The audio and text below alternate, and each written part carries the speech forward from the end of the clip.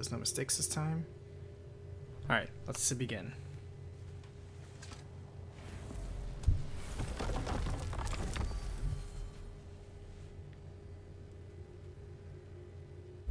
It occurs to me too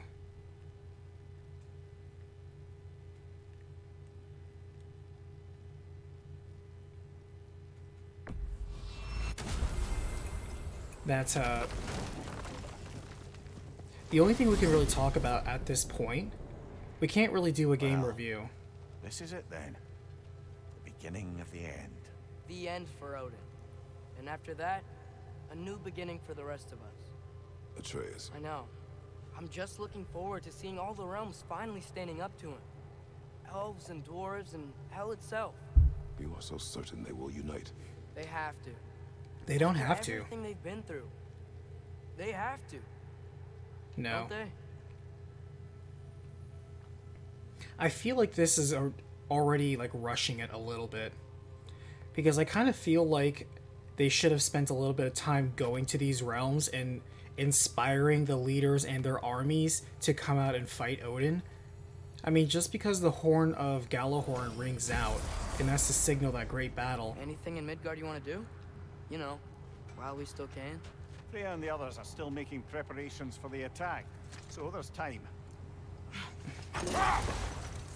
No, we're gonna go straight for it. All the rest of that's just for cleanup and collection.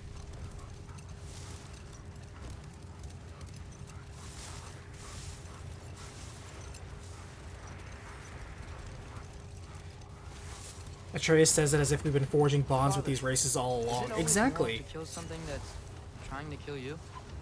Yes. Well, there you have it, lad. That looks an awful lot like a raider camp to me.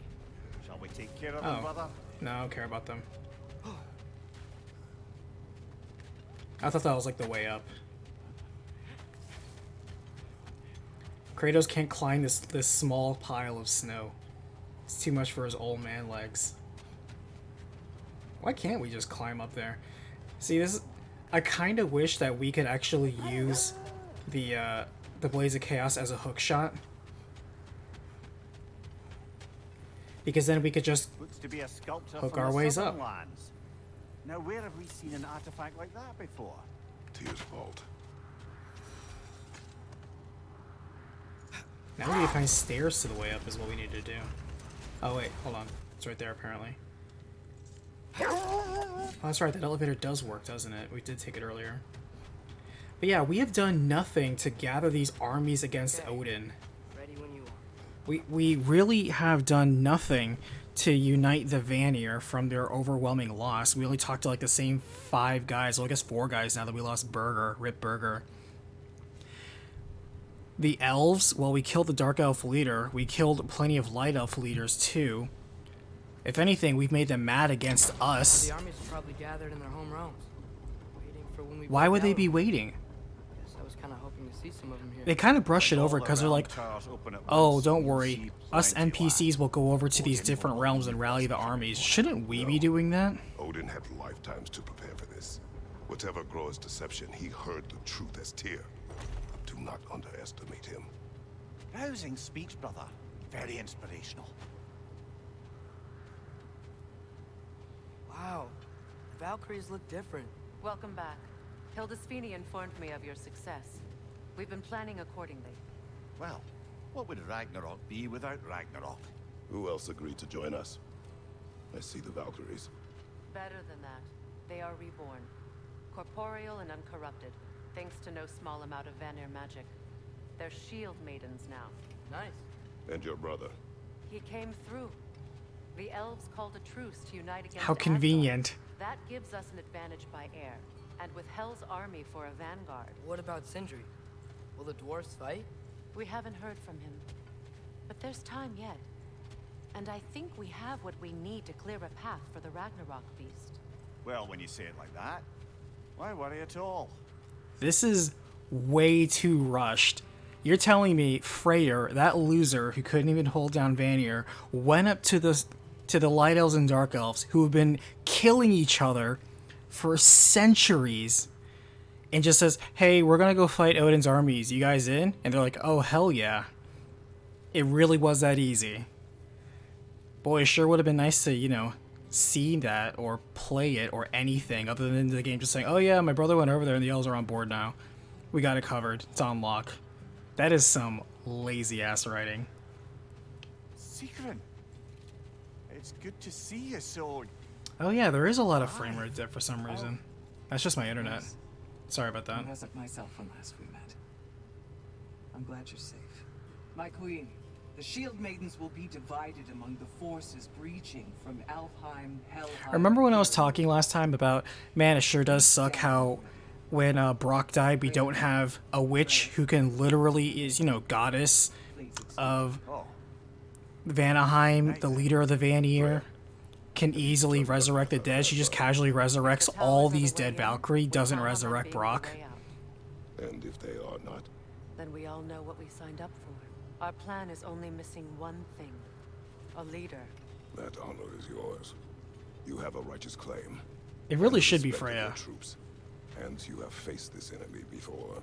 I held his invading army to a stalemate. This is our invasion, a siege on his terrain. I want our most experienced wartime general in the field. I don't care about the honors, I don't care about the prophecies and champions. I just need us to win. Freya, I know what I'm asking. Just sleep on it. How did Brock die? A kitchen Here knife, we are. if you can believe it. Kratos, your tent is to the A regular right. ass kitchen Atreus, knife. Yours is to the left. Mine? A young warrior needs his own space, don't you think? I do. Wow. I get my own room. Sleep on what we spoke of. Let me know in the morning what you decide. The second act of this game should have been rallying these factions instead of whatever we've been doing the last few streams. I agree. Vinny, to be fair, that point there is a side quest that does dive deeper into that. Come join us. Vinny, that is unacceptable, I'm going to tell you right now. That should have been part of the main quest if it's going to be a resolution as part of the main quest. You don't think rallying the armies of all the realms against Odin is worthy of being part of the main quest? But farting around in Vanir or in Jotunheim, that was worthy? No. That is misguided storytelling. And also, it can't be an optional quest because you can do all the side quests after you finish the game, so you don't actually rally. I don't know what the quest you're talking about, but you clearly don't rally any armies as a side quest.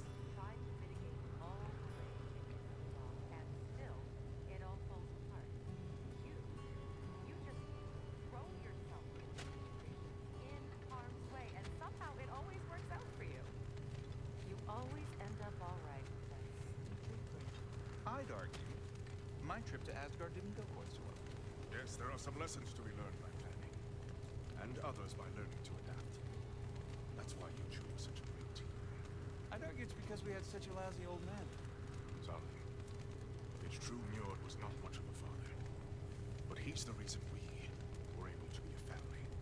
Yeah, funny you should be so hard on him, Freyr, since you inherited his wanderlust, especially in times of importance. That's not true. I had good reason for leaving those times. Because, Vinny, what it sounds like when you're talking about they speak on that, they touch on that, they reveal more about that, it sounds like they actually don't elaborate the plot. It sounds like they simply do more world building and lore. It sounds like they talk about the history of the Light Elves and all that other stuff, but they're not actually doing the things that are moving this plot forward. Because I just came out of talking to Surtur, who was all like, I refuse to, you know, combine and endanger my wife, to, actually, it's okay, you can just stab me and take this primordial fire. You can actually fake out Ragnarok. I'll be there, don't worry about it. And it was basically the conflict was introduced and resolved in the same conversation without me actually doing anything.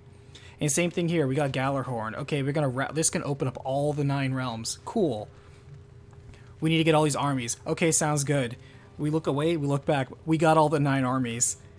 It's kind of like, you know what this reminds me of? It reminds me of the end of what is it, Rise of Skywalker, when Lando Calrissian's like, there's nobody in the Rebel Alliance, nobody will answer our call, and then like 5 minutes he gets like 20,000 ships and everybody from all corners of the galaxy to magically rally to fight the Emperor at the very end. It's like they just magicked up this army. It's like, what?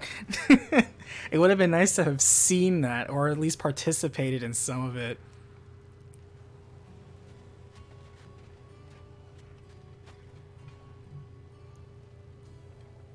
Excuse me. May I have a moment with Mimir?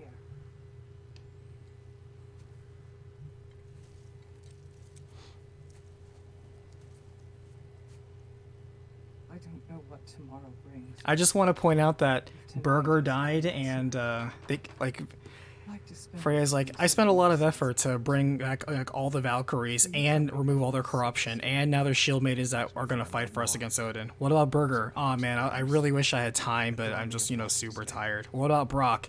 Like I said, I'm really tired. I really couldn't resurrect just one more dead person. It's honestly, I don't tell silly stuff. it's like, wow. I could never argue with you. Or even Atreus, where it's like, oh man, it turns out I have the ability to cast a spell and store souls the moment people die. I guess I could do that for Brock, who I also now consider my family, even though it really wasn't well elaborated on. The game just kind of told us we love each other like family, even though that really wasn't shown. And no, I'm not going to bother using my soul manipulating magic to save him like I did my dog. Nah, Brock's not worth it. Can you blame Shinji for being pissed at these guys? Shinji's probably looking at these guys like, are you effing kidding me? I have the goddess of Vanaheim right here who can literally resurrect the dead. In fact, half the people in this room have been resurrected by her. And we got another kid over here who can literally save his dog from death by storing his soul somewhere else. And even though I tried and brought back 75% of his soul, I couldn't do all of it. But you two motherfuckers are right here. You don't do jack shit for my brother. Fuck you guys. I don't blame him for being mad. Can I sleep here tonight? Kid, you're a teenager. I know it's supposed to be endearing, but this kid's like a little too old for that.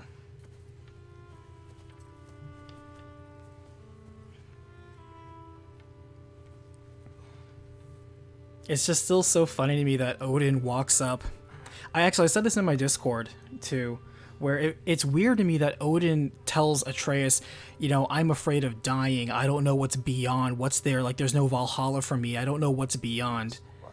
But according to this game, they say he's the hanged man because he killed himself, and while he was walking among the dead, he stole secrets, and then he came back to life. So he already knows what it's like to die. He's done it, and he came back.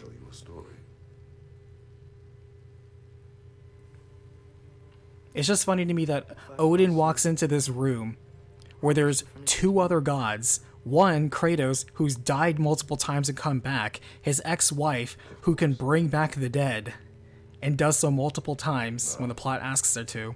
A dwarf who's died and was brought back mostly by his brother.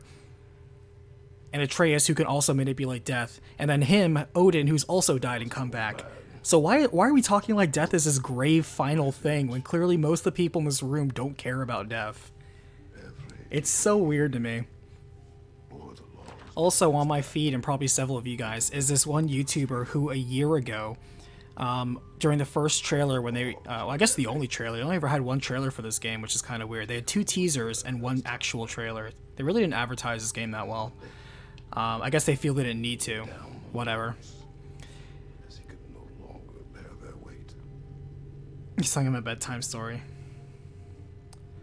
And he actually, just from the first trailer, / only trailer, knew that Odin was disguised as Tyr. And he backed it up with like not only in-game lore, because he knew the lore of God of War 2018 down pat. He was one of those channels. And he also knew Norse mythology really well. And it was really well researched. And he explained all of his reasons. And I was like, oh, that's really kind of interesting. And he totally called it a year ago. I was like, damn.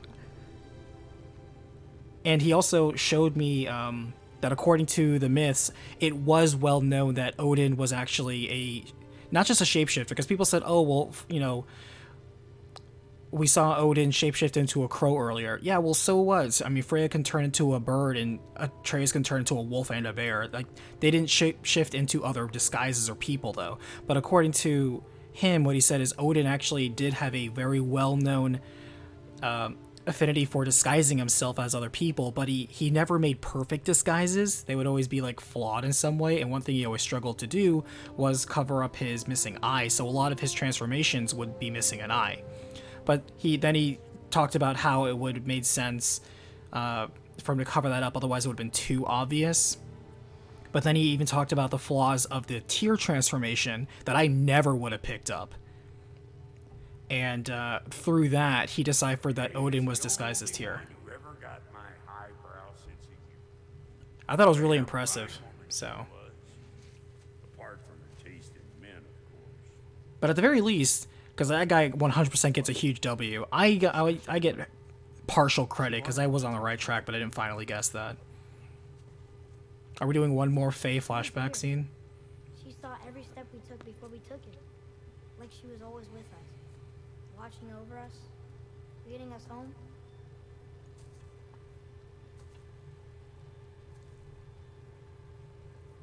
Does my request upset you?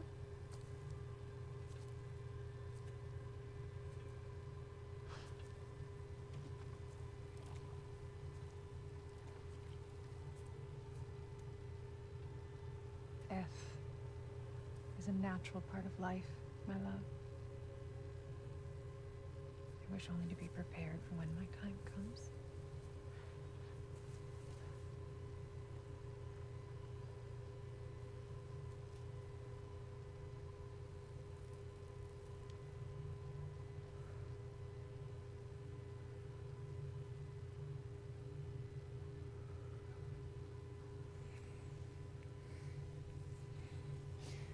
Who taught Loki / Atreus some of these spells anyway? I am glad to have you prepare with me. Because I really doubt that Kratos taught him a lot of the magic he uses in battle. Because the magic that Kratos knew, according to this game, was lost and forgotten the moment he left that realm, because apparently all that magic was tied to the world. I really kind of feel it would have made sense You're quiet. if Atreus trained with Freya, even in secret, just to like learn There's magic. something. Kind of like how I Sindri enjoyed did, hearing your incidentally. voice. The funeral pyre. I would have chosen different. Oh?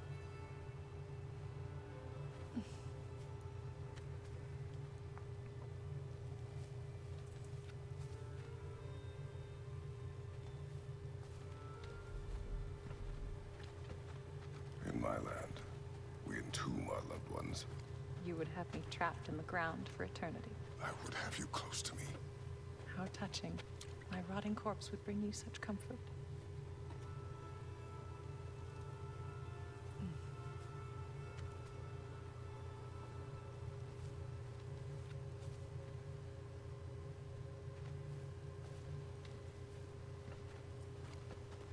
You once tried to take charge of your ending, did you know? That was different. Circumstance, yes. But not on purpose.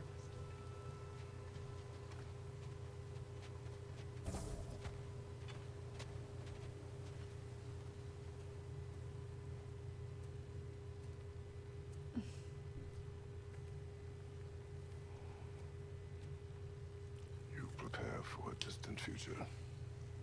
There is much time ahead of us. I wish to better a future that will exist without me, whenever that day comes. For you. And for our son.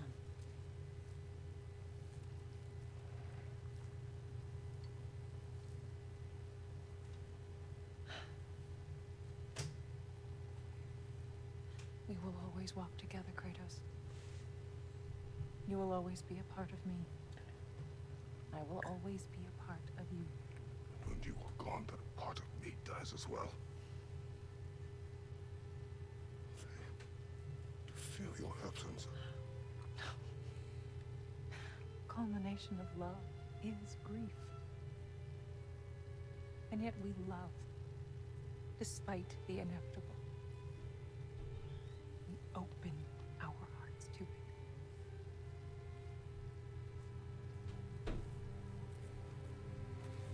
the pyres, and you have gathered my ashes. Spread them from the highest peak in all the realms. You will do this for me.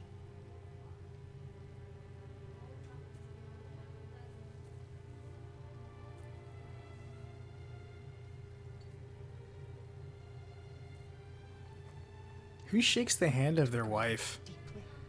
What does she die of? I actually don't know. Do they actually ever say? What did Faye die of? Heart to the world as you have opened it to me, and you will find every reason to keep living in it.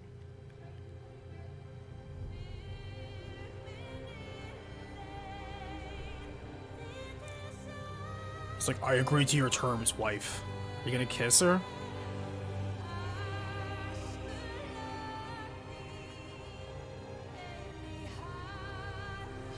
Nope, they won't do it. Why won't this game have Kratos kiss his own wife? But he'll give her a firm handshake. Oh well, I guess it's just how the Giants do things.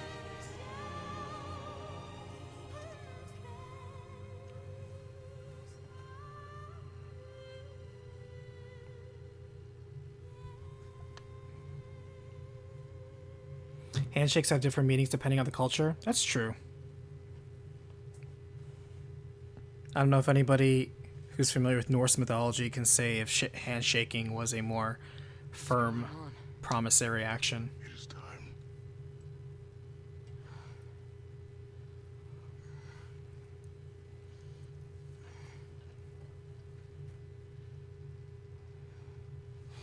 I'll meet you outside, Father.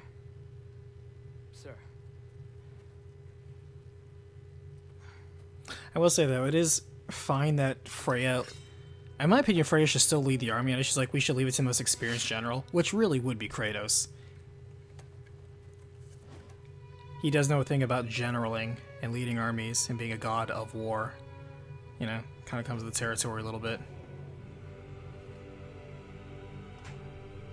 Another thing though that dude's video about Tyr showed me that I overlooked / didn't understand / forgot is on the giant mural in his temple. The final panel shows Odin and Thor guarding an imprisoned Tyr. Not dead, but still imprisoned, but personally guarded by Odin and Thor himself.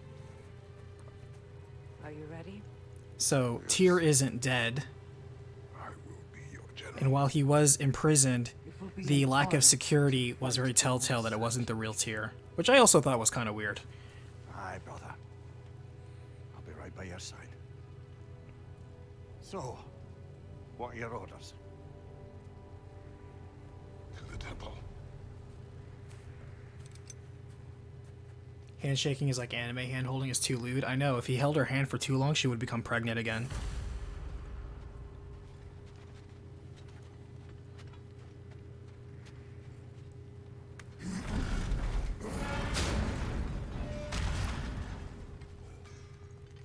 I guess Sindri's too much moping. Hey, General Kratos!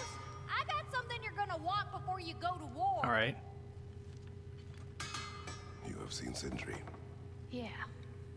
He ain't in a good place right now. But who is? I'm sorry, Lunda. I know you and Brock... Just tell me you're gonna get Odin. Tell me, whatever it takes, you're not letting that bastard walk away from this. You will not. Damn right.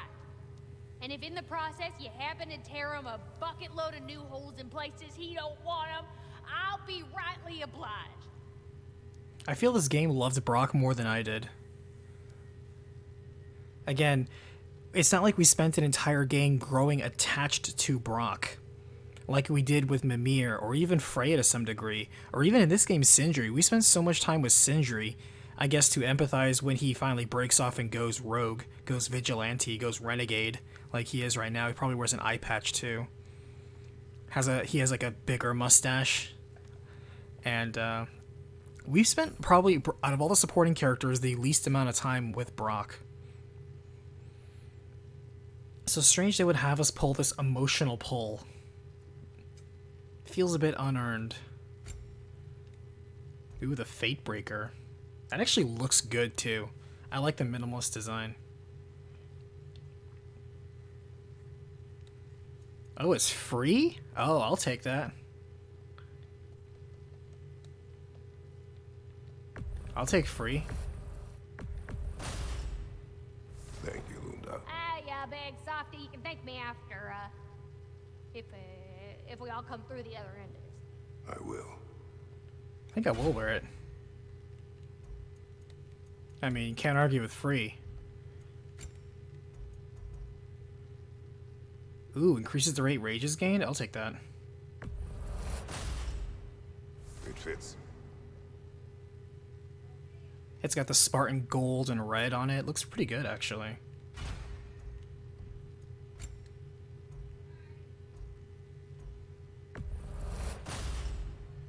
Woohoo! Looking good! Thanks, Linda. You craft better than old what's-his-name who's dead anyway.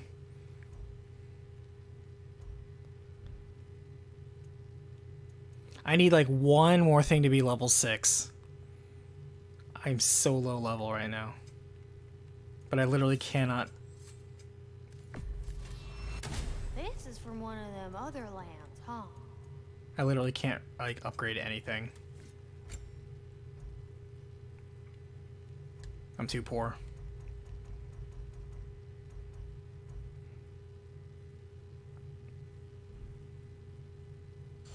Thanks, Linda. The emotional pulls for the Game Awards, I know. They also try like putting that very, like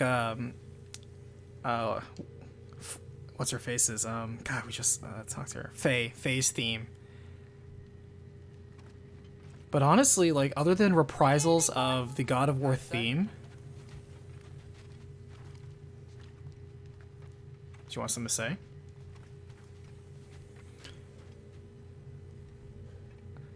There really isn't that much standout music, even in this one or the last one, to be honest with you. Did you know the last game's soundtrack was only 20 tracks? General. Sir? While the rest of it was just ambient music. General? Sir. Hey, bud. General. You're lucky I'm a polite general. None of you got that door for me.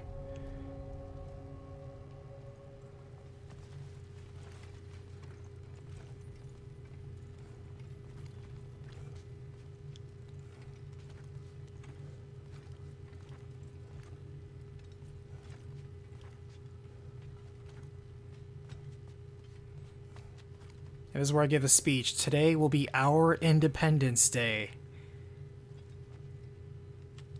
Am I supposed to hit this or something? What am I supposed to do with that crystal?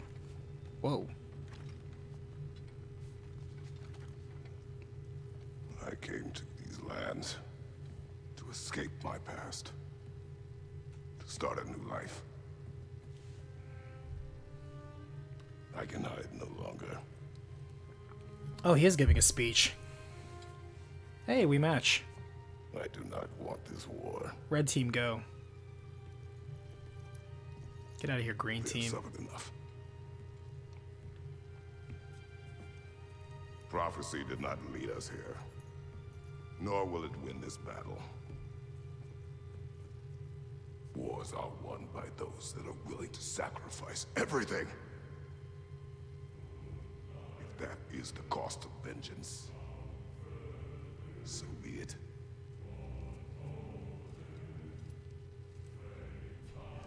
Odin has taken so much from us already.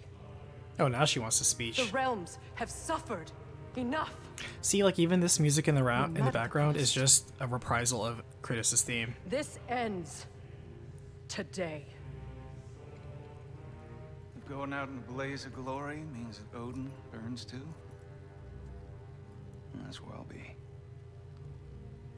A big, fat smile on my face. Like he was giving a speech to 7 people.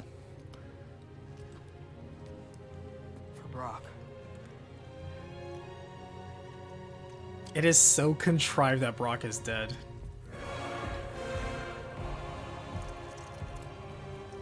Oh, they need to play the Avengers theme when all the portals open up. They used to say, Asgard assemble or some shit like that.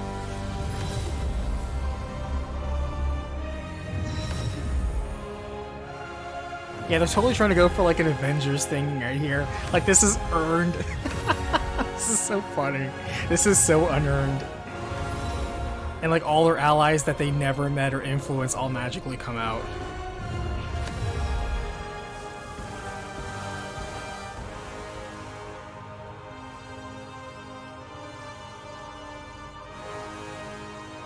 This should have been a third game.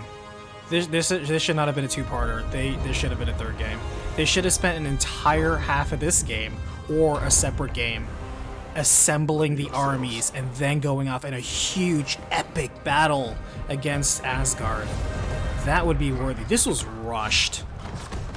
And they're already warring, I guess. We don't even get to see the armies assemble. Oh my gosh. How can I feel like this is badass and cool?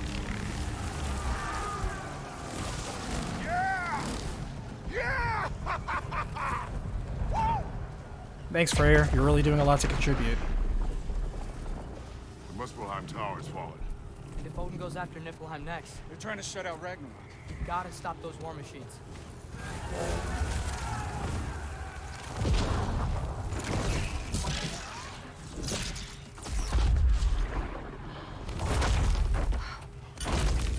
Not an ideal start. It's just 2 Dark Elves. What's the big deal? I knew these 2 Dark Elves. Ingrid, we don't have time. I know. Just wait.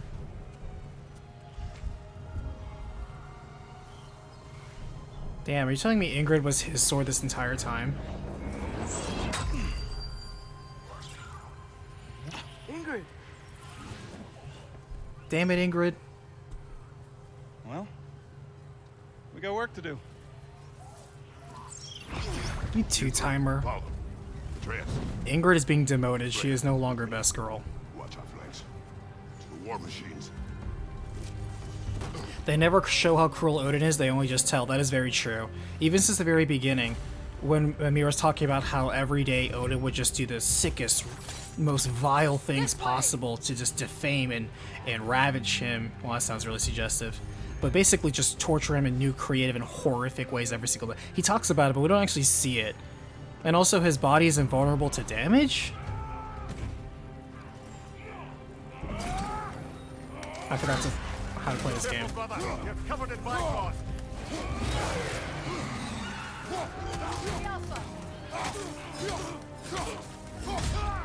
Ah, shit, I didn't mean to do that. Alright, let's try this. Incoming left side! Keep moving! Oh yeah, Realm Shift is still good.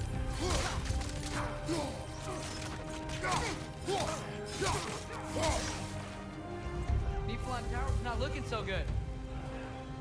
I wouldn't know because I can't see anything because this game doesn't want to show us anything. They're like, ah, Muspelheim fell. Did they even fight? There's still time. We have to. No! Boy, look at that realm portal falling.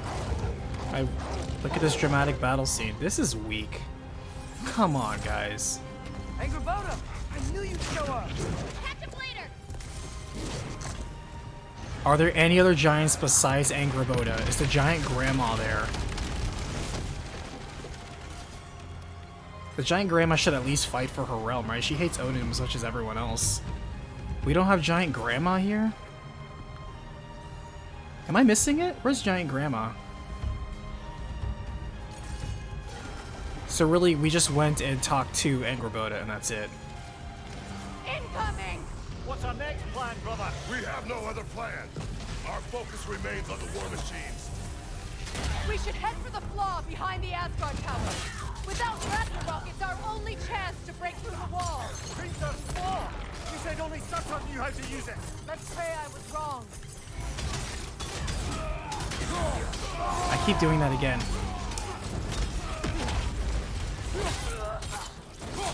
Actually, Raging Aftermath procs a lot.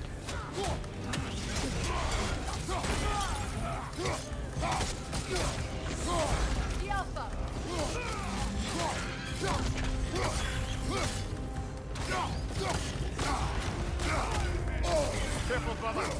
Jesus. Jesus. That bird wrecked me.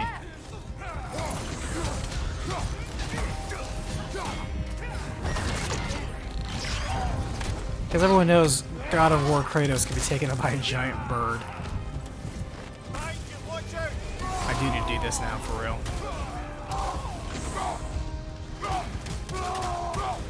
The war machines. We use them to breach the flaw. Strike the city with our allies. What allies? Good. Desperation is our advantage. Would have preferred a realm-destroying fire giant, but I suppose desperation is better than nothing.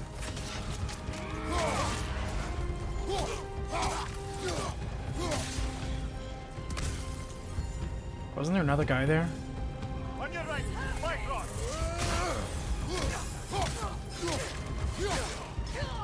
They're playing this dramatic music like we're doing something. We're walking in a trench, watching this quote-unquote battle unfold around us. I like how they kind of hide all the details in the distance with fog. Out of all the times this game loves to show you these faraway scenic vistas that you can only look at and not actually go to, out of all the times to show us cool shit in the background, you'd think a giant inter-realm total war would be the thing that they built up as the ultimate set piece, and they show us nothing. I'm getting disappointed by the second.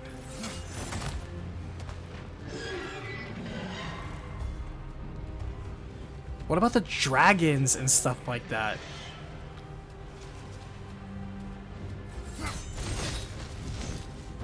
What about? Would it be cool if like the dragons we helped out in the last game came and helped us out? Oh, there is a dragon. I don't know if that's our dragon though. Doesn't look like it. I don't remember the purple dragon.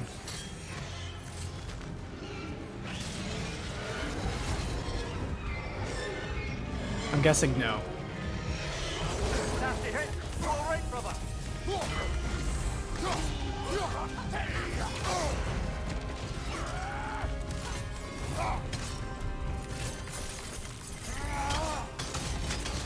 Changing arrows.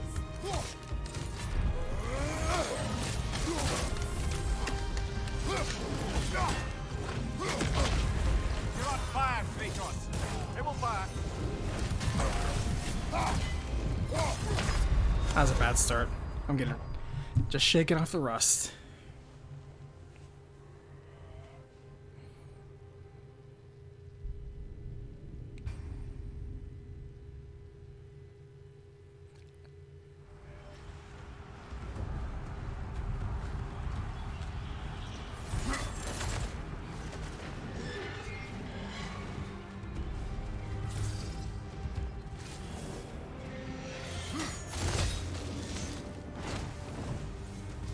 Was that?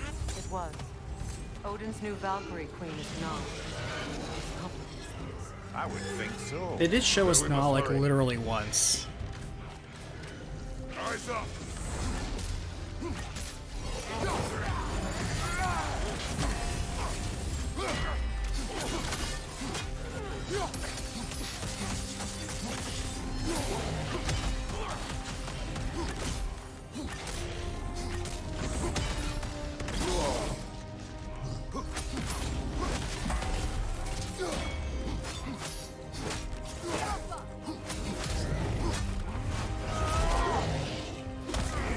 And were you to beat up on you?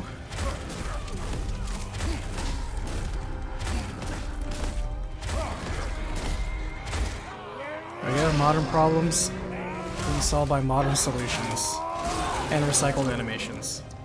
Left side, brother.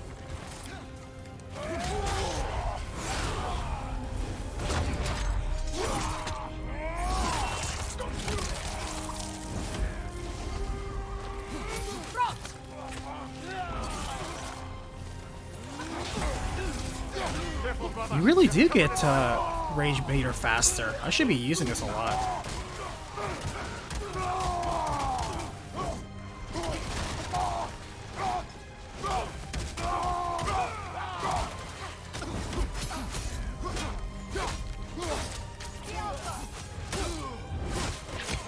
Wow, look how much rage meter. We get like 30% of 1 bar just from doing a finisher.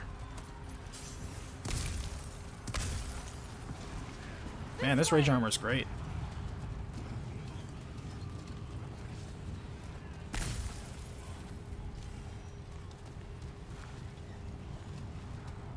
But no, by all means, tell me how this is an amazing, inspiring battle.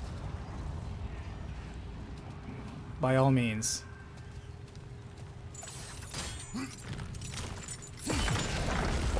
Out of all the scenes to go in this game, why'd you go cheap? Santa Monica, why'd you go cheap? Hey, there's Worm again. A welcome sight, but he didn't follow us from Midgard. Curious. He'll keep Thor busy at least. Man, watching this tiny speck fly around sure looks like an epic battle to the death, as foretold between these two.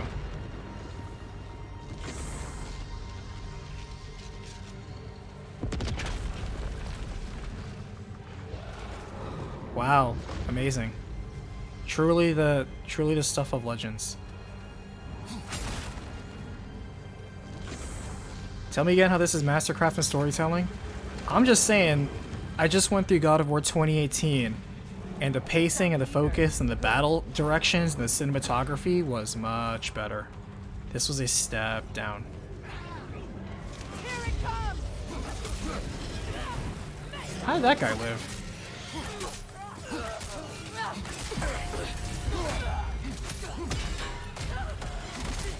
Use a shield strike, brother. Damn it.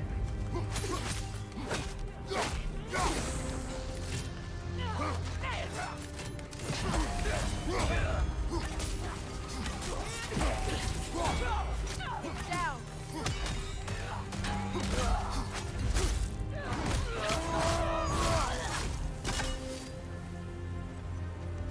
You get your rage back so quickly. Man, Luna makes some good armor. I don't even remember that guy who died.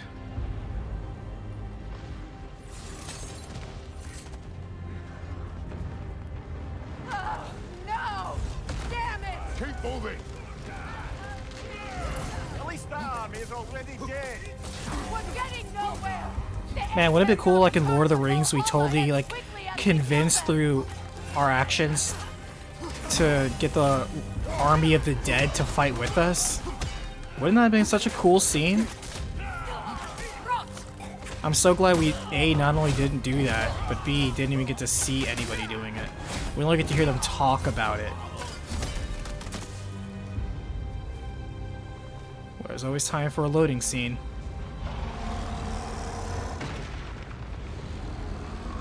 There goes the Alpine reinforcements. We are running out of armies. What armies? What armies? The couple of elves that were flying around in the distance? Well, they're not flying around now. What war is going on? I'm not even trying to be like sarcastic, like seriously. After all, Snake looks different. he is different. But when I was away, never mind, later. The Einherjar's link to Valhalla. My sisters and I must sever it. Hey, she's saying Einherjar now, or differently. Sindri won't let us down. We have to trust him. Sindri won't let us die, just like we let his brother die in front of him for the second time, and 2 of us chose not to resurrect him. Trust us. Trust me. He won't let us down. I don't know, man. I think you're coping. So what's the plan? How are we gonna breach the wall without Ragnarok? The war machines. Oh, so we're pretty desperate, huh? Yes. Careful, brother. You're covered in Bifrost. Careful, brother. You're covered in Bifrost. You're on fire, brother.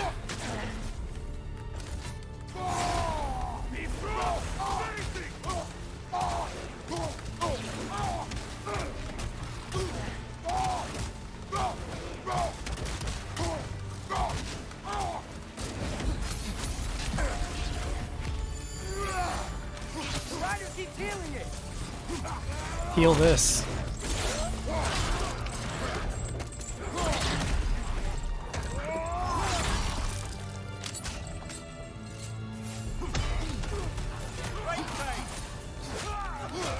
Covenant Bifrost, brother.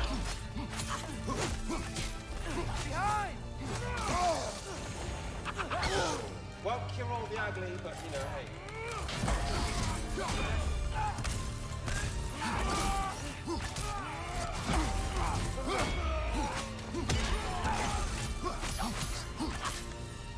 Dragon, incoming! Where? Behind you! Damn it! Ragnarok is supposed to be here! Why isn't he here? See you later, bye.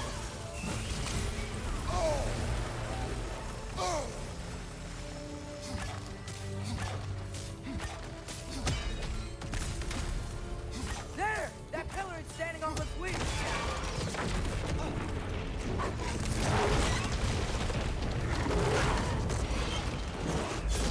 Agrabata! No! That Valkyrie followed them to the realm there! Your friend. She'll be fine! We got more important things. Father, I'm gonna narrate all the events of this battle happening that you cannot see because we chose not to animate it.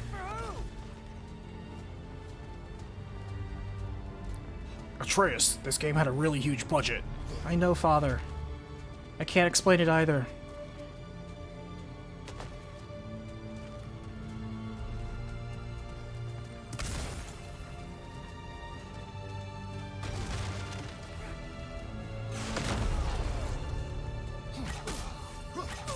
See you later, bye.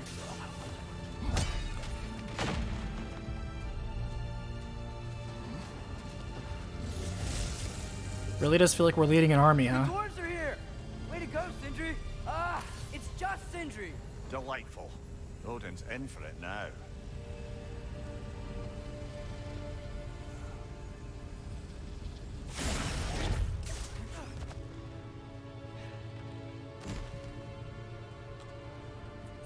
Way to go, Sindri. You disappoint me. I know, I'm late. Where is your army? No more dwarves are dying for this. Sin! Save it! Odin forced them to build those war machines. And I'm here to tear them down. Before you break them, we must turn them on the floor. Fine. Leave it to the dwarves to clean up after the giants. I really don't blame him for being mad. We really did. Careful, brother, you're covered in Bifrost.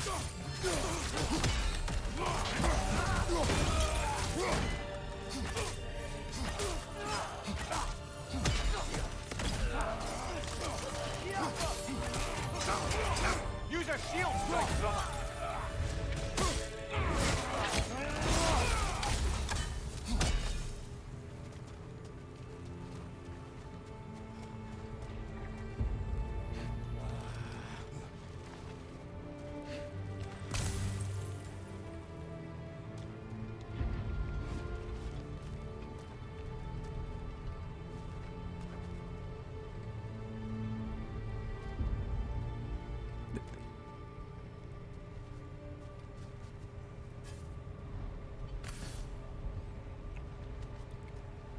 Oh no, those dwarven war machines that allegedly... Oh, there's Ragnarok. About bloody time. Yeah, what took... We have a dimension hopping wolf. We really couldn't have done this a little faster. Alright, burn Asgard. Do your one thing.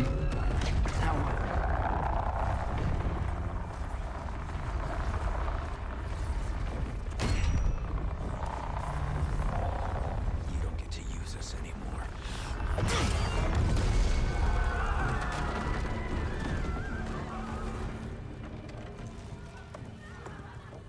Whoa. More or less what you wanted. Need to get some sleep. I didn't want this. Oh. Close your heart to it. Close your heart.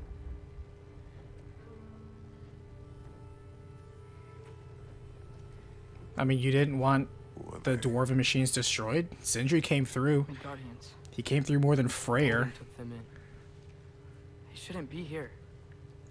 They're not soldiers. Oh wait, here's what'll happen. Here's what'll happen. Odin put them in our path to die. Ragnarok is gonna like struggle to take down Asgard, and then Burger's gonna fly in and deal the final blow. We're gonna be like, oh hell yeah, Burger.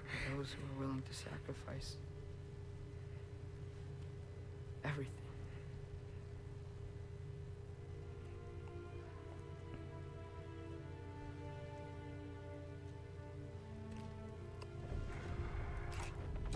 What are you doing? Son. Listen And then closely. then Atreus and Burger hug because Burger was the son Kratos wish he had. And you must never. And then sacrifice. Atreus Never. becomes Not for resentful anyone. and becomes the new villain. I was wrong, Atreus. You see, this game was faking us out. Burger's gonna come in and be the real MVP. Open your heart to their suffering. That is your mother's wish. And mine as well. Today's. Today. We will be better. But what can we do? You see the size of that thing? I think we're gonna win. I mean, if they don't kill us first. Like how Freyr just takes all the credit for Ingrid. Why have you stopped? Ragnarok is here. We finally have Odin right where we... We will stop Odin.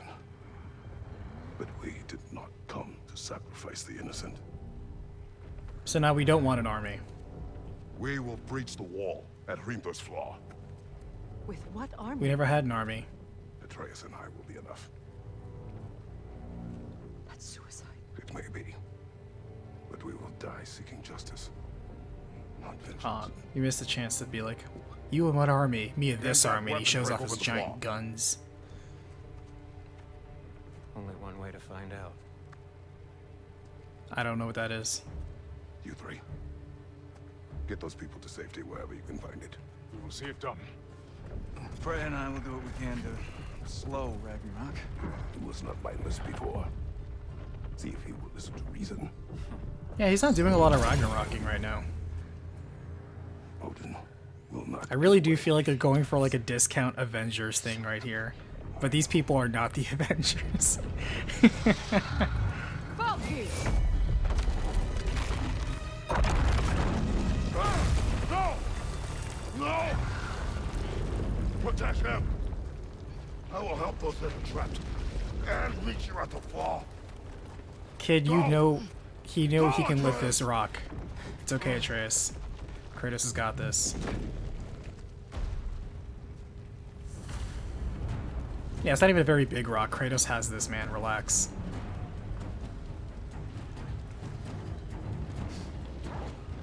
Sentry, be careful and stay behind me. You be careful. I'm here to fight. Hell yeah, let's go, Sindri. The gloves are literally off with Sindri. He's become punished Sindri.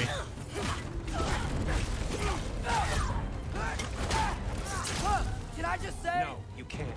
Shut up and fight. I want him to be constantly jeering at Atreus for not using his soul-bending magic to save his brother in the slightest.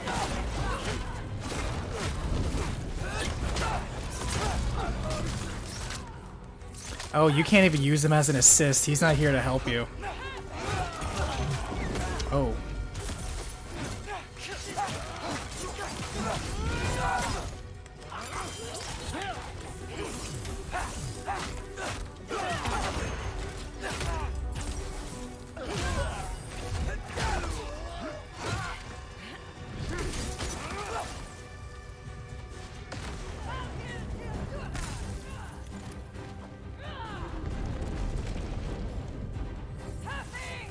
I want to be like, why are we here?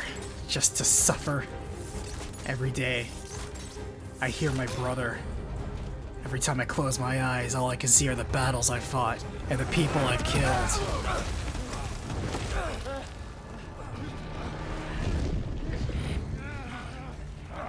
Sentry! Can't let it control me. Yeah, turn into a bear. There we go.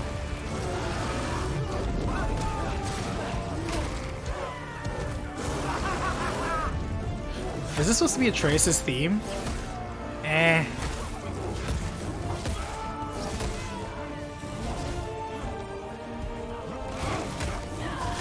One slight thing is that I kind of wish they didn't have the brightness so much. Very bright.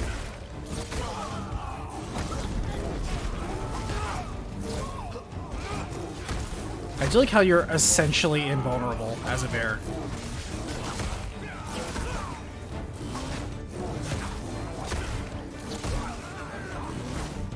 Bear of war, I honestly feel. Dad of bear.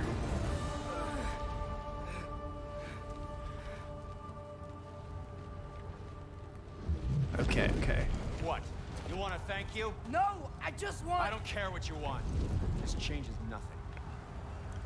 At a lot of the motivations in this game, I feel were either rushed, not well developed, undercooked, or in some cases, straight up misguided. Sindri, however, has probably been the best case of character writing in this game, for both good and well executed. Like, his journey from the very beginning to where he is now has probably been the most interesting dynamic arc out of all the characters in this game.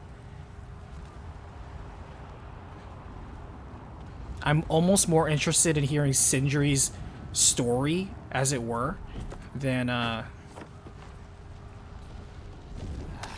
this. Because Atreus has been trying to seek his story, and he certainly had They one. had me believing you that we didn't have to be enemies. Dude, you're okay. My mom was right about you all along. You're a killer just like I mean, your you are the one father, who wants to be and a you're here Valkyrie. to kill us all. No, just Odin. Bad call. She's a friend. Friends don't bring the end of the world to each other's doorstep, Loki. You're right. You're right. I made some bad decisions. Yeah. You do that a lot. I'm not sure that's Ooh, defense. she's got him there. It's not a defense. I just want to make it right. Is Skilder okay? Have you He's seen dead. him? Why wouldn't he be? What are you talking about? Odin is willing to sacrifice the Midgardians. He put them along the wall to try and deter us, knowing they can't fight. Are they still Midgardians when they're in Just meant to Asgard? slow us down. Why would he do that? Maybe it's a zoning And district how am I thing. supposed to believe you? Because he's right. The one random boy we met is right there. It's who he's always been. How does Sif know to bring the only person? What? Actually, why is she here? He'll sacrifice anyone at a problem in front of him.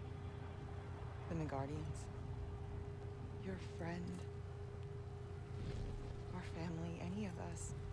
You telling me Odin prepared to have the one kid Atreus and Thrud talk to right here beaten up to persuade her?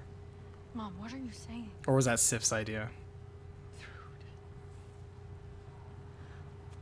I never doubted that you would make the finest Valkyrie these realms have ever seen. But not for him. Do you understand?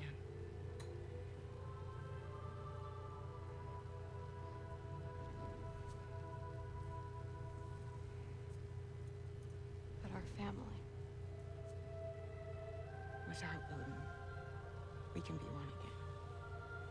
A real one. What he's doing is wrong.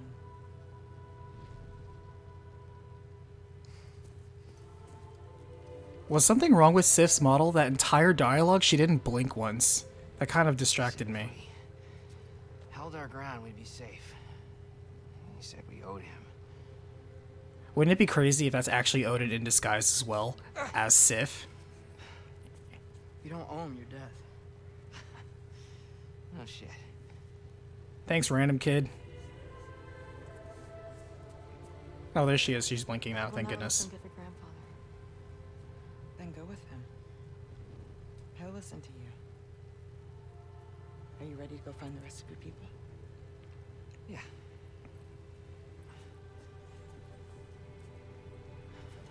Literally, why is Skilder here? I love you, Mom. What is this scene?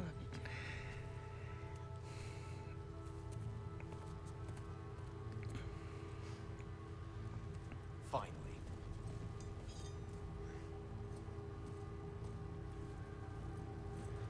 I don't know the mythology. What is Sif's story? Is Sif from another realm? Is that why she doesn't really like Odin? Nice throw. Shoot it. Shoot it. And he has a boy. Only my dad calls me boy. I'm shooting it. The game wanted me to hold, I just wanted to regularly shoot it.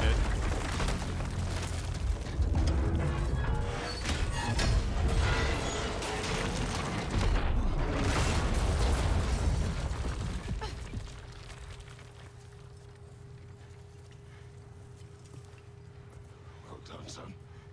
Well done. I was about to say, who the hell are you? Yeah, you better look away.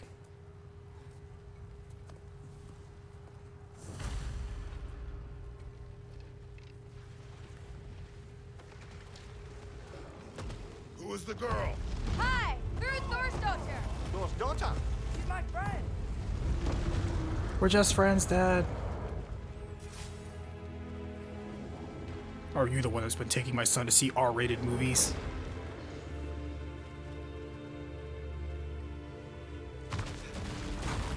In on your left flank.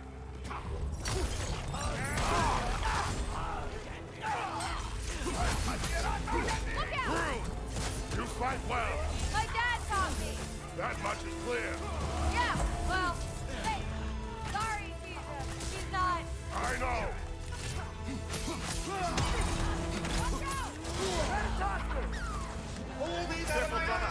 Careful, brother, you're covered in Bifrost. Try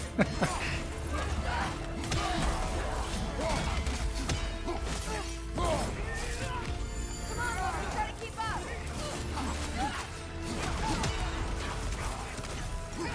Watch out! Left side!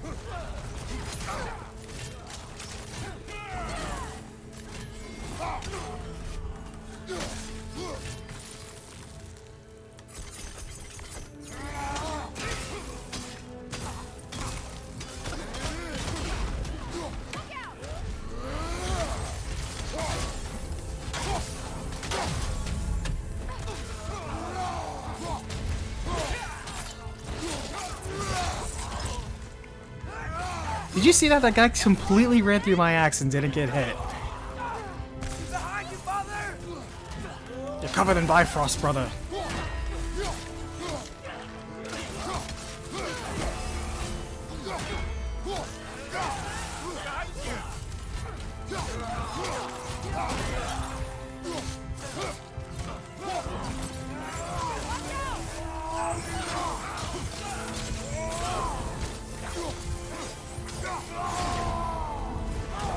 Got him! What's going on? I thought Ragnarok was... Yeah, so did I. The creature is not whole. What remains is incomplete. It cannot fulfill its purpose. Hey, why did we bother?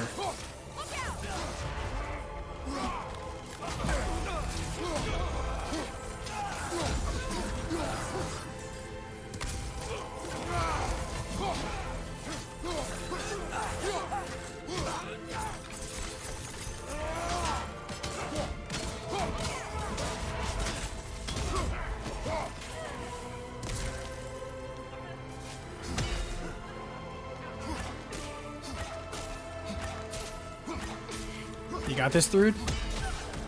Yeah, you fight well by standing around. Atreus is jealous because his father never openly complimented him, and yet he's complimenting a strange girl he just met, so he feels immediately jealous. Where'd Sentry go? He has done his part. The rest is on us.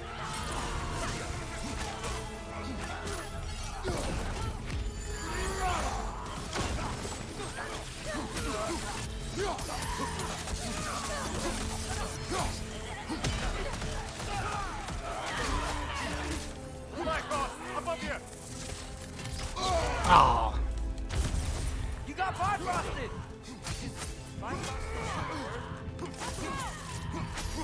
that was probably the only real dialogue I liked. Is Bifrosted? Oh, word.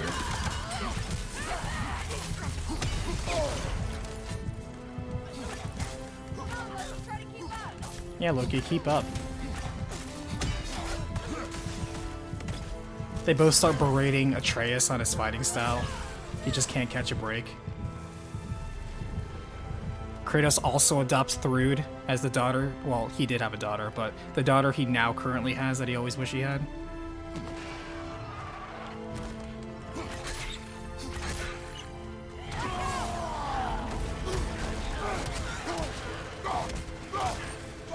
I'm just waiting for the return of Burger, honestly. In Burger, we trust.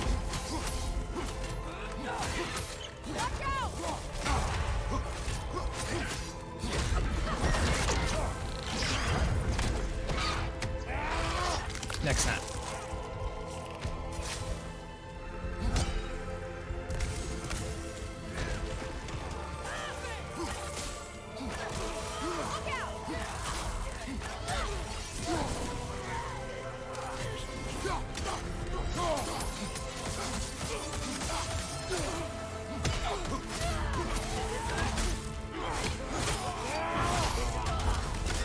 Oh, didn't mean to do that.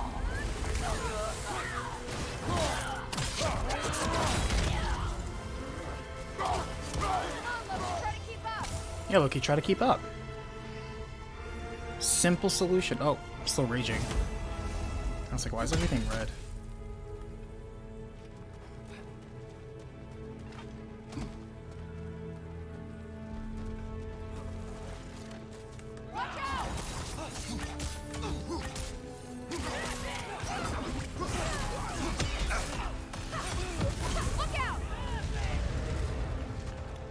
I was looking up because I thought that was something I could throw my spear and like bring down the cliffside on those couple of guys. That would have been cool. Come on, game. Let me do cool shit like that.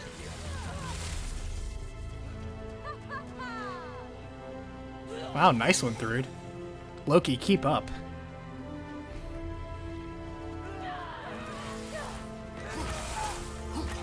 Wow.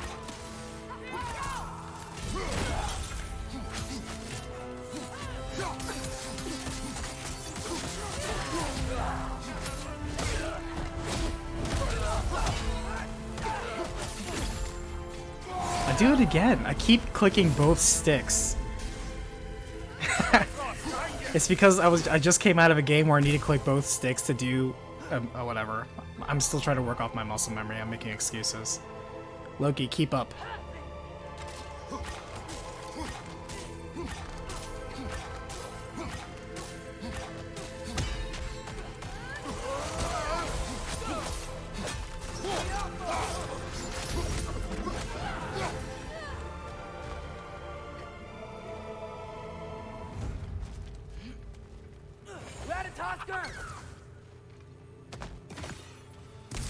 I wanted Hellstone's Ratatosker, but whatever.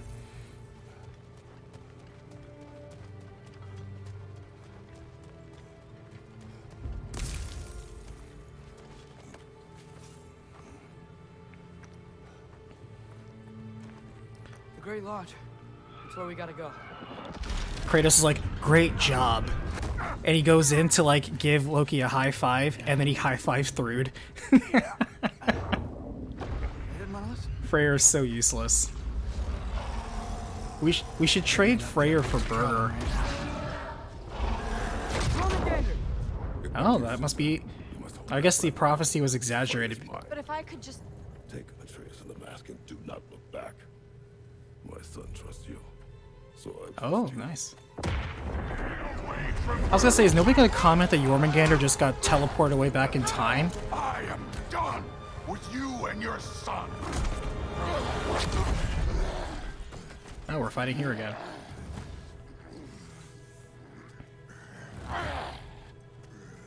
No more fucking. Hey, I thought you were a calm and reasonable man. And this time, I'm allowed to kill you. Oh, I guess if your daddy says so. We do not need to do this. We do. It's what we are. That it? I take it. And you won't be enough. Oh, I did not see that slam coming. Okay. I dodged that. Thor, the lad seems to think you've changed. Prove it and stop this. Talking. Are we supposed to just talk? We do not need Because to it wasn't... do this. We do. It's what we are. That it? I take it. Can you? Won't be enough. Oh, should have rolled backwards. Okay, when he does that, roll backwards, not to the side. Thor, the lad seems to think you've changed. Prove it and stop this. Talking's over. Wait and die. Okay. I guess we're supposed to just talk it out, but I don't see a dialogue tree. You're what the All-Father made you. You can choose to... Maybe you have to do X amount of damage, though.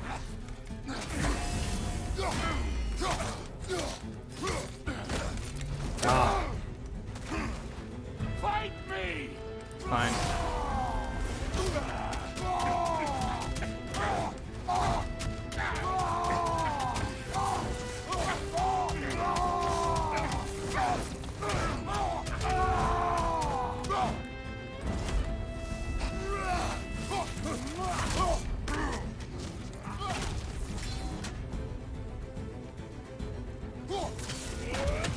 Oh, I forgot to roll backwards.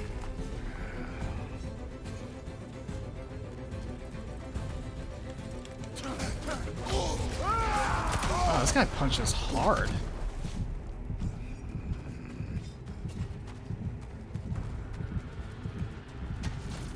I guess we're not talking it out.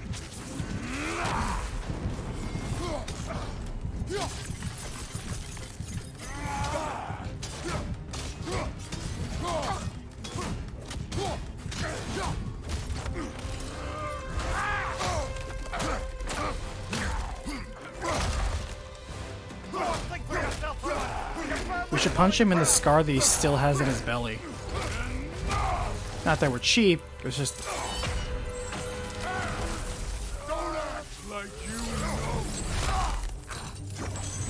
Oh, nice. He is going for it. Alright, good, good, good. You attack my I never attacked your daughter. You bring this to my home. My family. It might give us a checkpoint. Yeah. You attack my daughter. No, I did not. You bring this to my home. My family.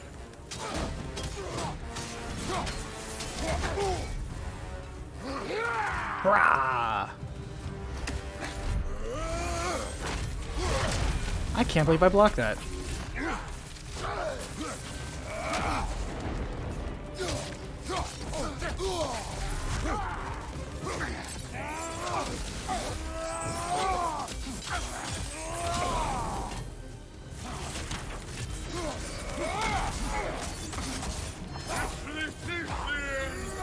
You'll die first. Then your king.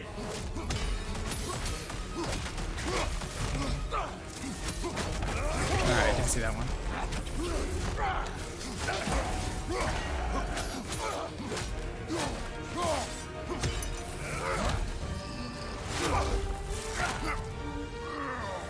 Yeah, he held it back a little bit. One of us died. We should stab him with a mistletoe arrow.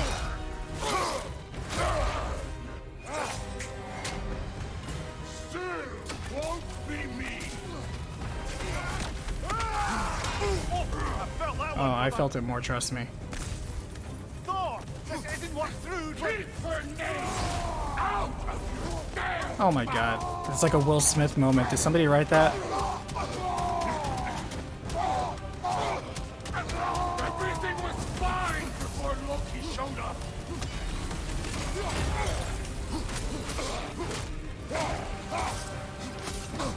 He almost convinced me.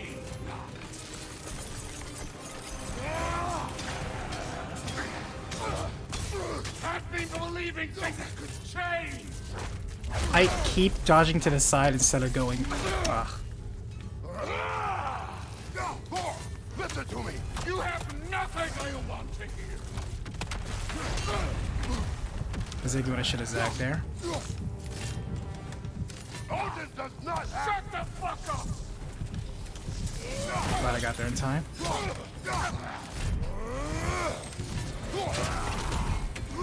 Whew. Oh. I keep trying to time his little fists, but I can't see them. The little stubby things. I was really close there, too. Still won't be me.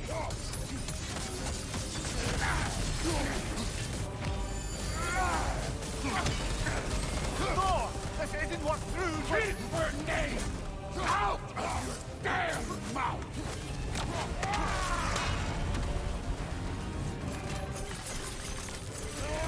Everything was fine before Loki showed up. Yeah, I can't. There we go. He almost convinced me.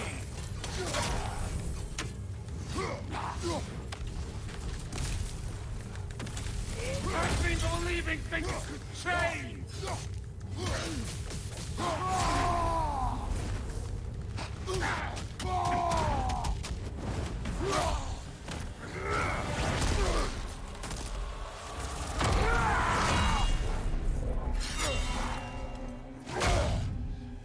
Come on!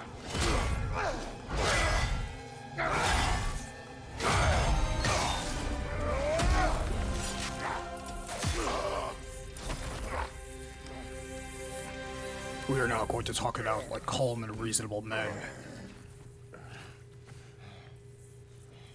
Be better. Fuck are you waiting To be for? better. Your daughter. Is now my daughter. My son calls her friend. Can they play together tried to tomorrow? hurt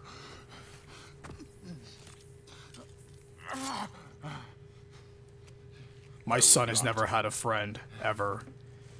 Seriously, he talks to animals. I feel this is healthy for both of them. Don't you know what I've done? Yes. Tried raising a kid. But what will you do now? We don't change.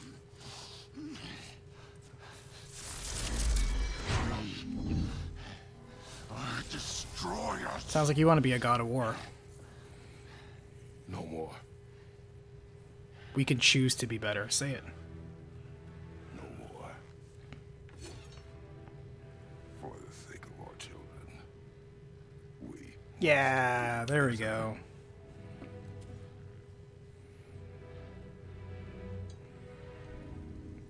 If anything, Kratos is acting more like the tier of this realm, where he's using his power to stop wars. Or something like that. He's at the thing, now we can all go home. Why isn't he Oh, dead? here's Odin. Are you talking? Yes. Who told you to do that? You don't talk.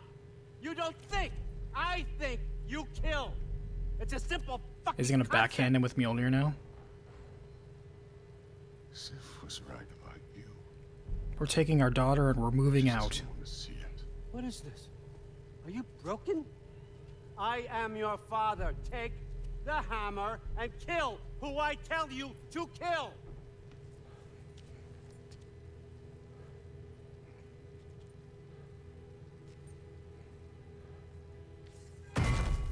No.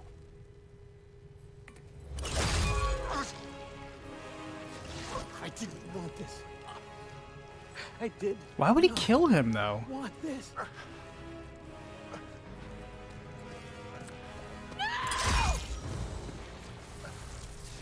Loki, quick cast your spell to... Oh, I guess you don't need to cast a spell and save his soul or anything like that. I guess he's really tired. Wow.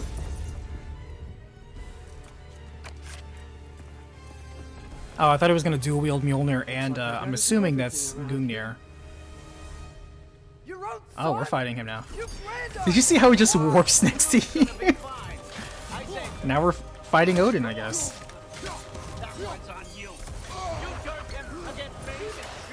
Wow. That seemed a little, I don't know, quick.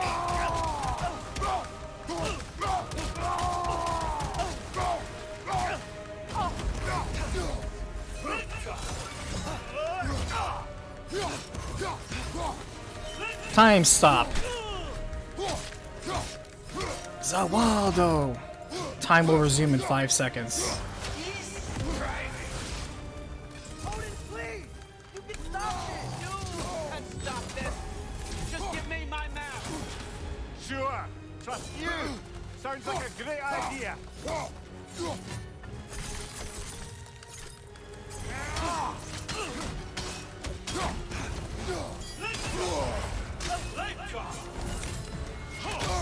You're covered in Bifrost, brother. You just can't help yourself, can you? Destroyer. That's all. Whoa, he just phased right through me.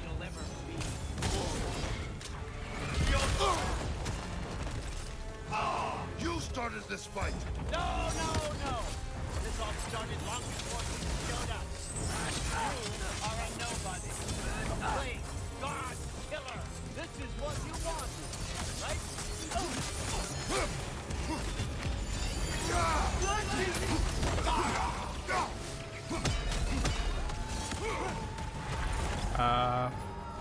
Okay, let's say.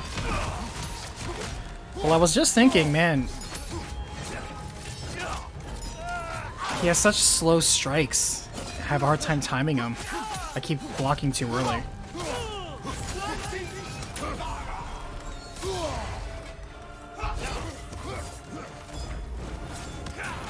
Oh. Ah, too slow. Zigged when I should have zagged. See you later, bye.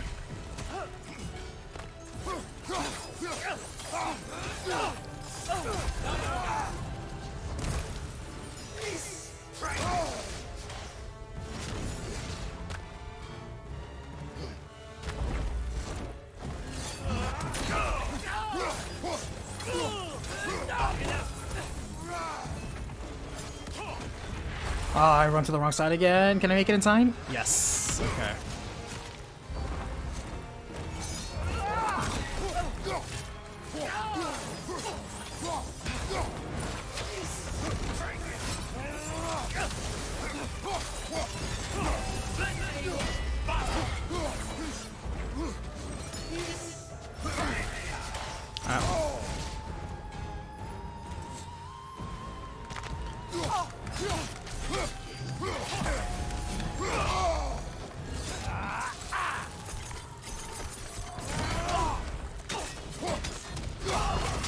This is not how it ends. Oh, damn it. I don't believe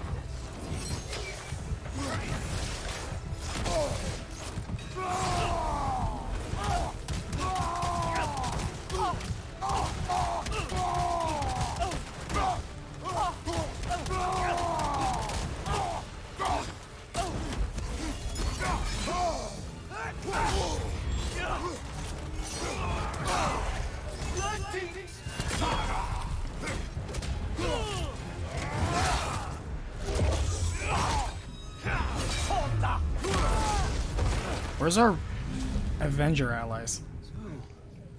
Burger, this is the time for you to come in. Hoped for? Was your plan really all that much better than mine? I hope you got exactly what you want. Oh, his news from being the Hanged Man. Wait, was it really all that easy, or did she just enchant it? Think you're the only one who can craft a binding spell? I spent many long winters thinking about what I would say to you as I watched you take your last breath.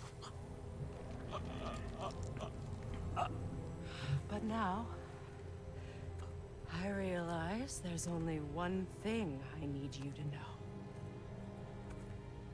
You have no hold on me anymore. That's my friend. She's attempting to T-pose to establish her dominance.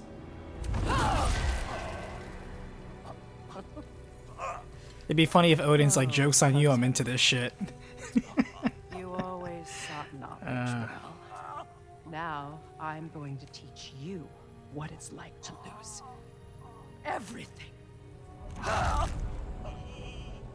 bow to your queen. Okay, that line's kind of cheesy, I'm not gonna lie. Loved you. You know, That line's kind of cringe. you've never loved anyone. We don't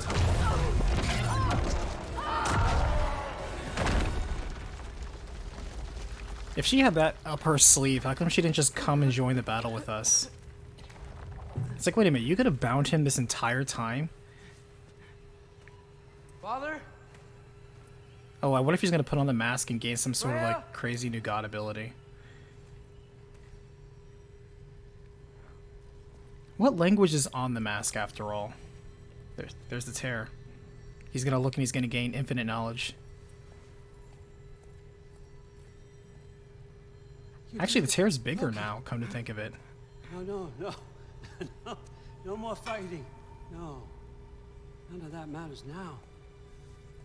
This is your moment, Loki. Groa tried to hide you from me, but this is your destiny. Champion of the Odin. See, this is more like Odin. Only he can put on the mask. Only he can gaze into the truth of creation. Unfold the secrets of life and death. No more doubt, no more confusion. You were born for this. Put on the mask, Loki. Nobody cared about him until he put on the mask. Ask it the question.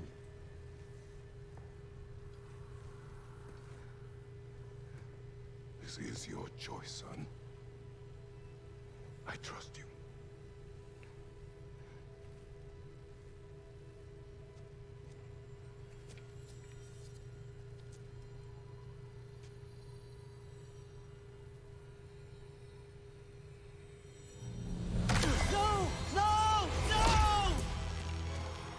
Why did you do that? Because it wasn't my plot What was device. it all for? It kind of wasn't for anything. You choose to be nothing. He doesn't care.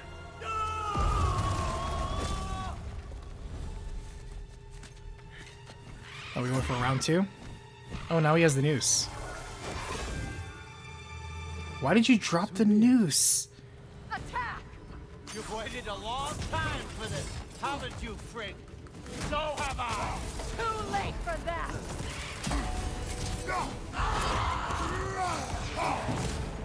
What is that?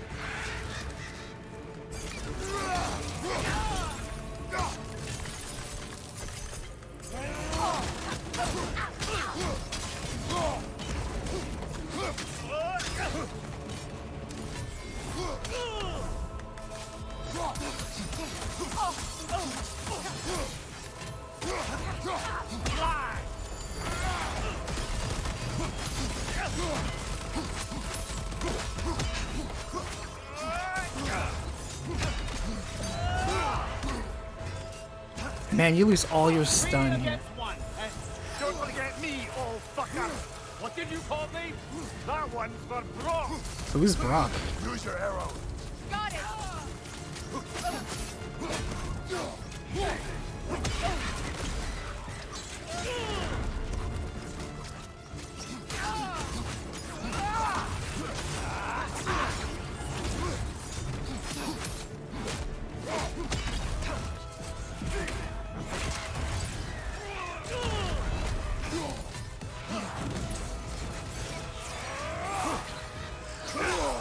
Almost dodged that.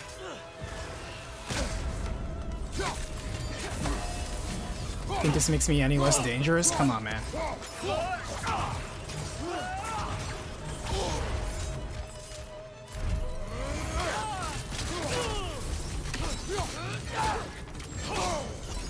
I keep blocking too early.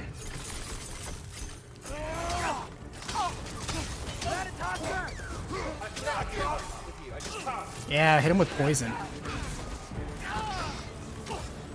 Need to pick me ups, thank you.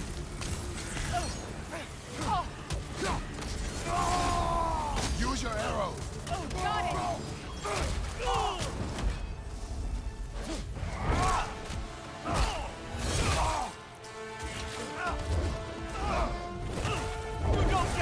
I kind of wish, like...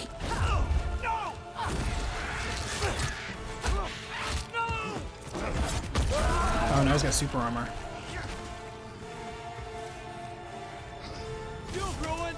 everything! Everything I've worked for! Everything I've killed for! I just wanted answers!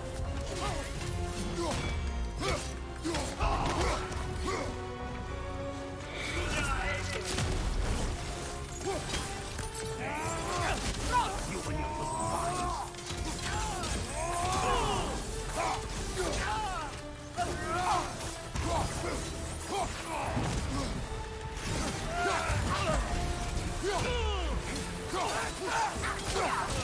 Use your arrow. Got it. I blocked it. I can't believe I blocked that too. If you just played your part, none of this would have happened. What was it all for? Answer me, Loki! What's it all for?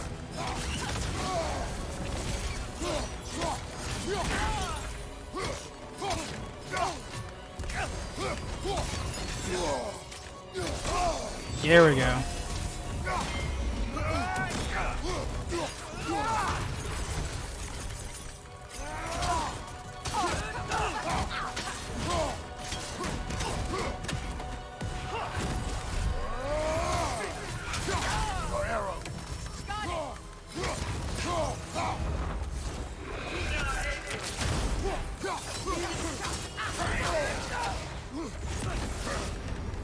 I kind of feel like I'm fighting a Dark Souls boss, not gonna lie. With the amount of like dodge rolling and parrying I have to do. Too late. Ah, I did it. Ah. What the hell? So close. Even to the end, I still refuse. I got pretty far for my first try though. You ruined everything! Everything I worked for!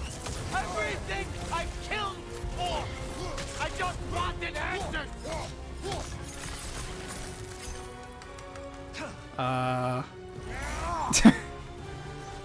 That was weird. He just got a phase through me, and my spell didn't really activate. That was weird.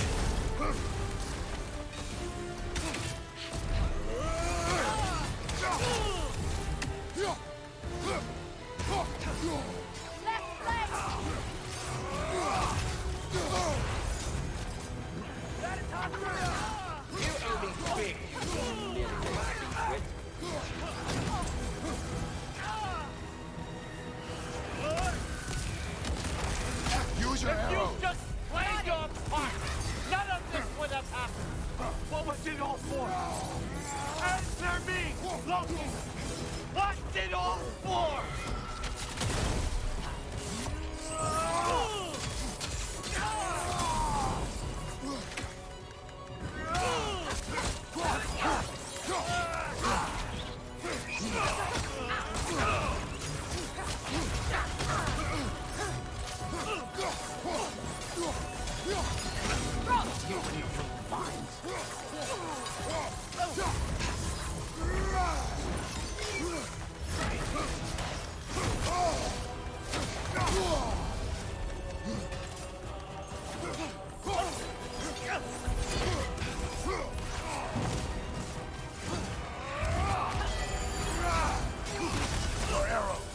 Got it.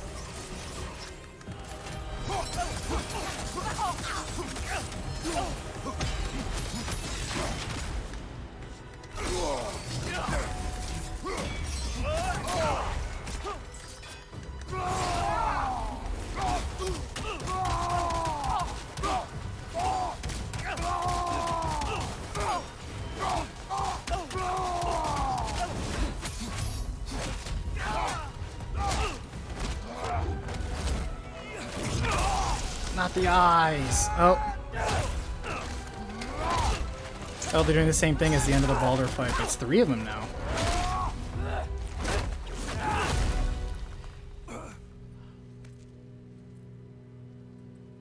This was our chance, Loki. I could have had my answers. I could have learned the truth. You took that away from me. I could have made things better. We could have made the 9 realms better. This was never about the realms, or me. It was about you! You destroyed everything. My home, my family, my kingdom! You did those things! Your choices! You killed your own son! It wasn't my choice. I had no You did choice. have a choice. There's always a choice! Stab him in the neck, just like, Modi. You have to stop. You can choose to be better. No, I can't.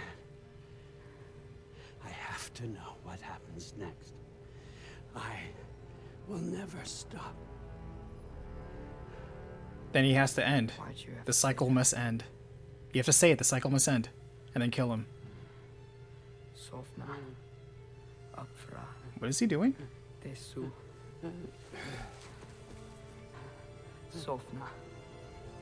Hithan. I was using a soul magic that he didn't want to use to save Brock. Got it. Sofna. Your soul is mine.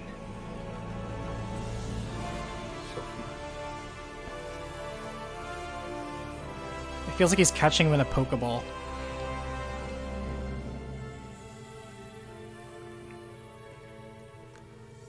Ah, you caught an Odin. So he stole Odin's soul. And you can put him in, I don't know, a wolf or something like that. Feed him to an animal. I swore I would never rob from you the choice between life and death. I mean, he's not dead. His soul's right there.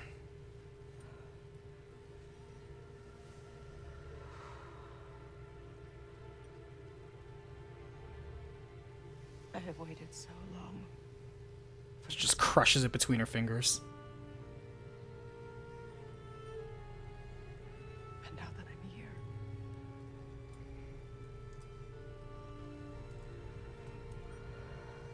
Or eat his soul. I don't need this to make me whole. Oh, that's weak. That's all that matters. Whatever happened to killing Odin at all costs? Making him pay. Oh, there's Sindri.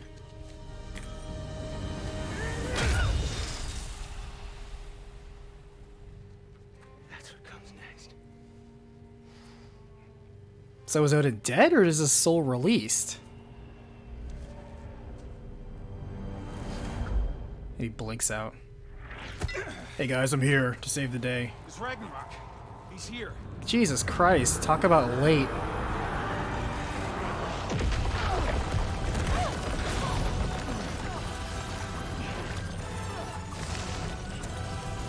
Once again, Ingrid is carrying the budget Avengers team. Need an exit? How? Let's try and stuff. Okay, follow me, quickly. I mean, technically, Fenrir had, or, Garm. What? You have to go. I'm more concerned about Ingrid than Freyr. It's time. I hope Ingrid makes it out. And then Berger comes in and parries the sword of Ragnarok.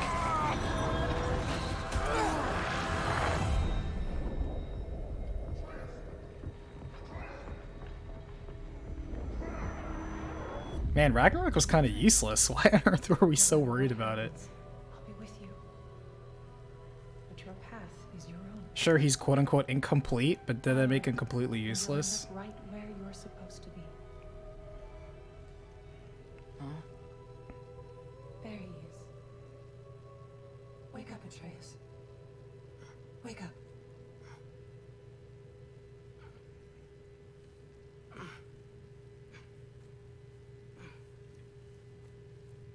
Glad you've come back to us.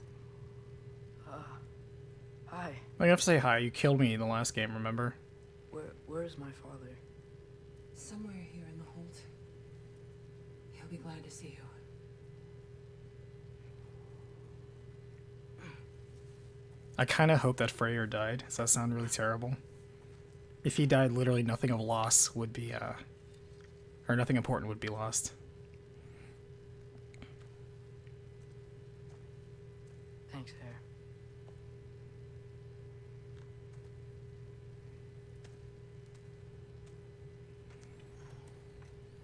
Hare.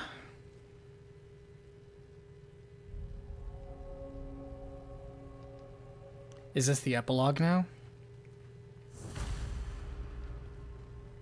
Find father.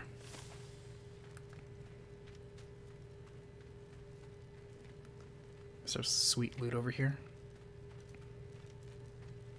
No, it's just a door that we can't open. I should find my father.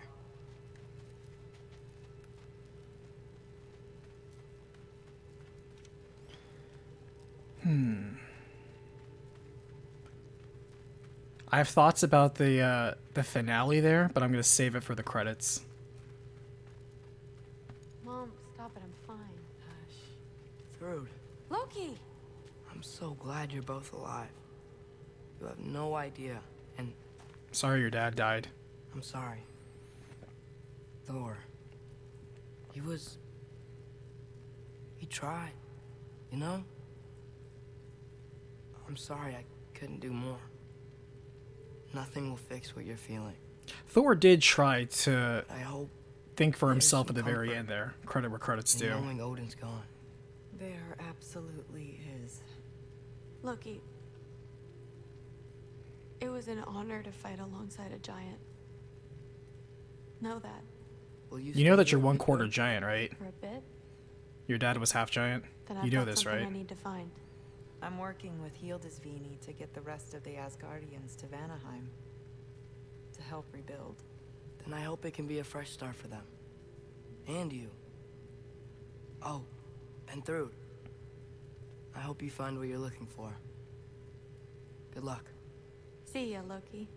Take care. My name's Atreus. I will say, though, it's not clear if Odin's dead, because, again, Odin has died and come back before. We've seen that souls can do all sorts of things in this world. People don't necessarily stay dead. In fact, half the people in our party have died and come back to life. Why are we so confident he's dead? Huh. Lugan made it out. Good for him.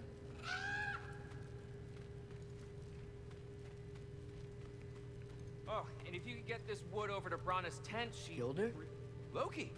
Hey! Glad to see the head injury didn't make you forget me. Don't worry, you're very Have a head forgettable. injury? Everything was a blur. Maybe that was someone else. Anyway, man, I'm really glad to see you. I'm glad to see you too. Looks like you're keeping busy. I'm just happy to help folks. We're on track to have bedrolls for everyone, and your friend's wolves have been helping out with hunting. We should have plenty to feed everyone. No shit. No shit? And hey, thank you for everything. We wouldn't even be here without you and your friends. Yeah, of course. I just wish we could have gotten more people out. Loki, you did good. Thanks, Skilder. Is Skilder an actual person for the mythology? You know me. Because I can tell you right now in this game, he feels like the same sort of role, like if he was like the director's kid or somebody who won like a contest to be like, you can be in a video game. Or was like the top donator on a crowdfunding project. Oh, there he is. And one for the kid, too. Skull! Here, here. Skull. We wouldn't be here if it weren't for you. And Freyr's sacrifice. It's true. That's not Hey, true. we're just Lunda was very helpful. You swapping two, I don't know around about that. Freyr fables. Right. So where was I? Oh. When we met, I was expecting this warrior, this master planner, a born And instead we leader. saw Freyr. The legend came before the man. But the man himself was very different. He's the first legendary king of the Danes. He was just Really? so damn kind. I think it helped that he was handsome. This is true. And incredibly charming. All right, stop. Y'all are gonna make me start crying all over again. Sorry. Gotta go find my father. Be safe, you.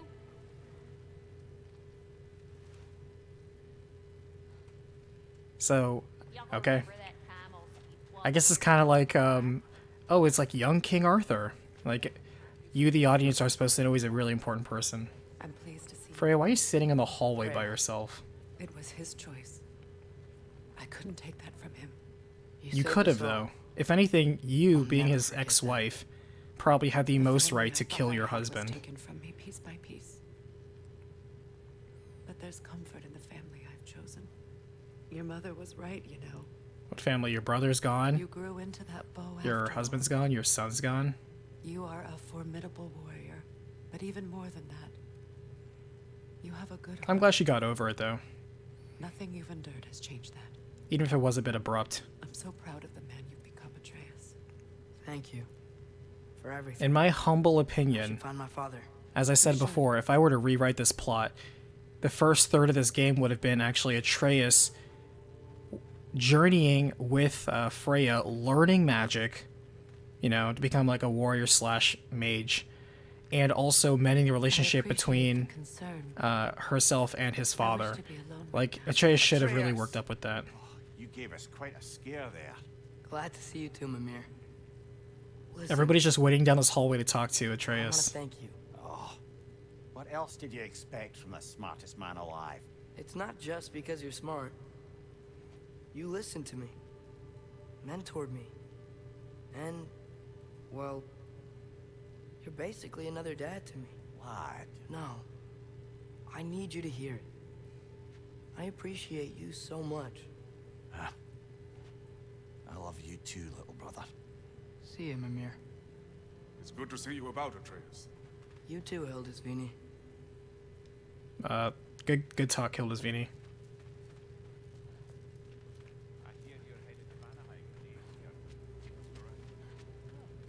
And it's nice down here, huh? No loud noises. We're okay. You did so good today, boy. I'm so proud of you. Maybe later, we can find some treats. Okay, my turn. Who's that, huh? Yeah, we know.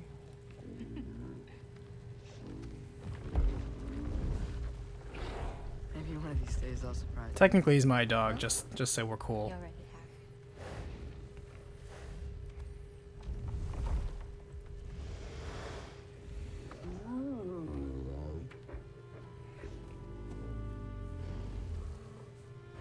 And along the way, we could have also been working with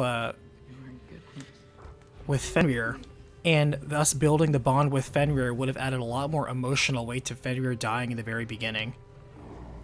Because I'll tell you what, the very beginning when Fenrir died, it was like, I just met this dog 10 seconds ago. I really don't know it, and I can't feel for it. There was no emotional bond established, but you just kill off the dog at the beginning of the game. It's like, I guess that's sad, but it also is meaningless. I decided Make your own fate. it would be better if I wrote the ending. There you go. She figured it out finally. He's holding hands with a girl. Don't hold her too long, though. You could get her pregnant. Told him about what? Come on. Giant visions? I already saw it. I get it. Every part of me is telling me this is what I have to do. I just don't know how to say it. Come with me. I've got something I want to show you. Both of you. I walked off screen. I do not wish to intrude.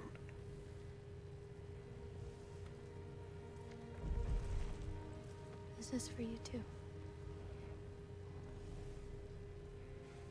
He's trying to be a cool dad and not trying to embarrass his kid in front of the girls.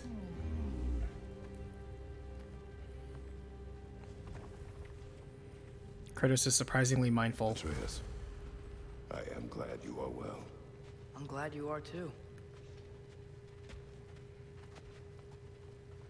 I am glad you did not die, killing the Allfather. What was the end of the story? What? Before Ragnarok. You promised to finish it if I fell asleep. When death arrived, he asked why the old man had called for him. Seeing death before him caused the old man to reconsider his request. After a moment, he asked that death help him lift the logs onto his back, so that he may continue on his journey. He wasn't ready to die. He wished to keep living. There's a lot of smoke out there. It seems when Asgard fell, pieces of it landed all over the realms. There might still be some Einherjar near them, but that's not what I brought you here to see.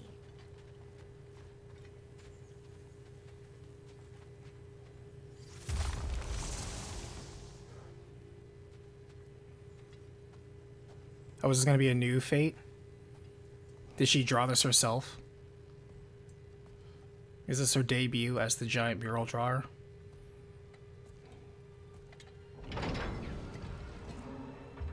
No, it's actually too high quality. She didn't make this.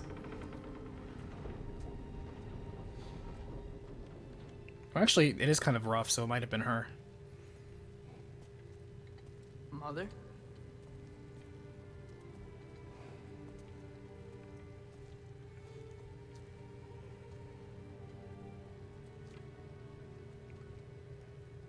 My shrine in Jotunheim. She destroyed it. She didn't want us to know our fate. We forged our own path because of her. She went against her own people. Our people. To protect you. Chat, did they say how Faye died? It don't all open. I'm sorry.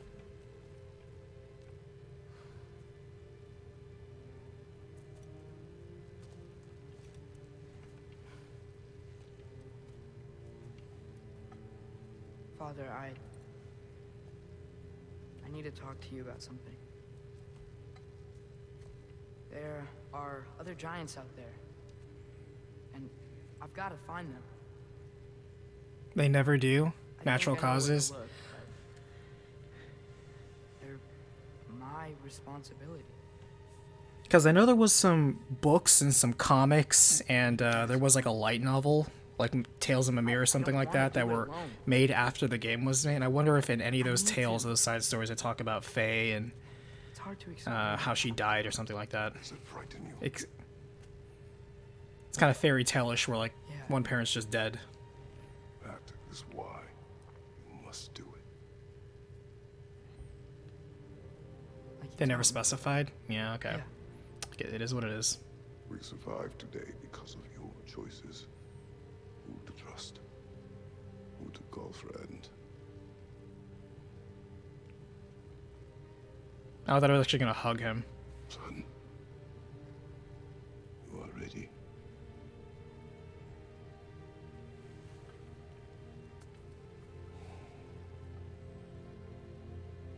Whoa, whoa, whoa. That's something you only do with your wife. Remember. That actually might just be like a Norse culture thing.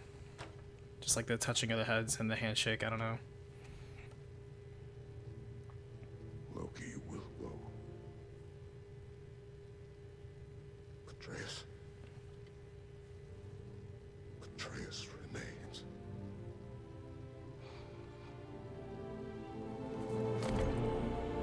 He's gonna leave the nest. Kratos already misses him.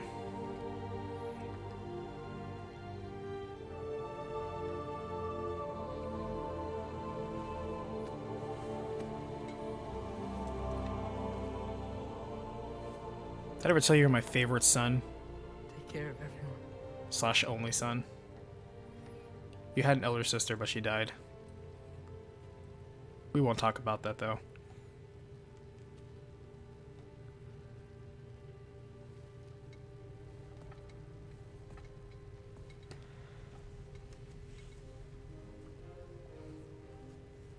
Don't stay out too late. Make sure you eat. Wear socks when it gets cold. Change your underwear. Look both ways for crossing the street. Eat your vitamins every day. Pay your taxes.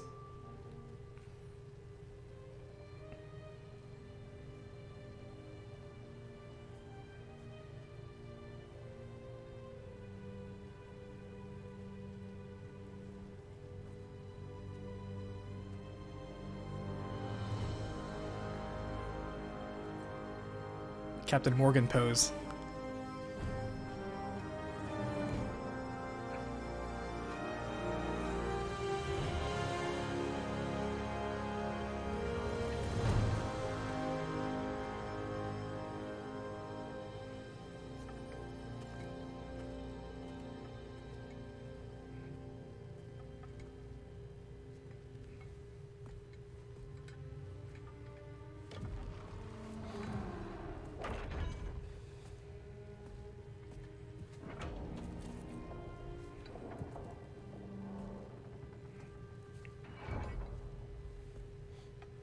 He should just burn that shrine down. Or take it home with him.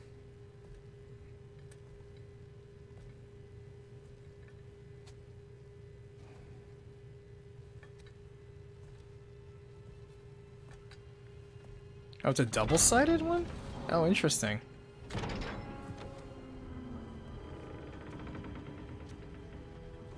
Oh, it's Kratos's, That's kind of a weird thing to do. How on earth would she know what his time of grace? That's their journey. That's the journey he just did. That's the battle they just did.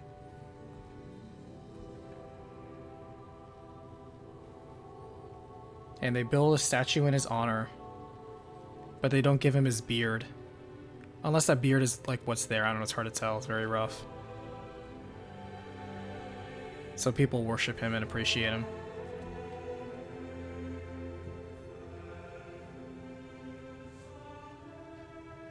They also make him look younger in the picture.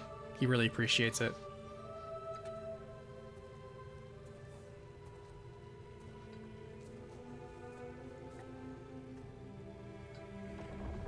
I thought fate was just a lie told by the gods, Kratos. Don't read too much into it.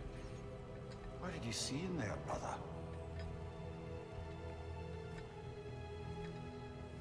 Well,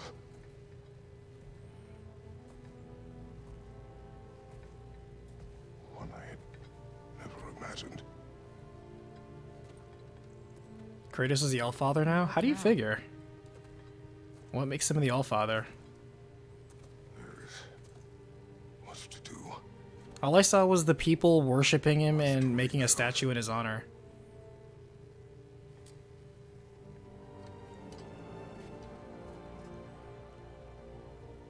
Would you join me?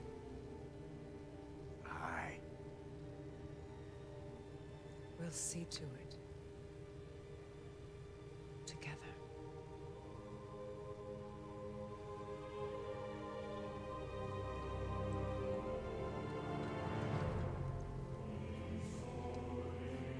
Oh, is this the end? The end?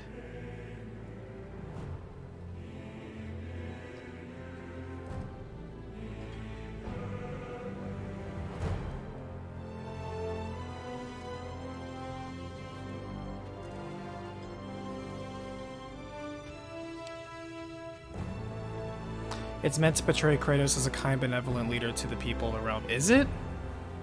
I mean, a lot of people could just appreciate Kratos fighting Odin.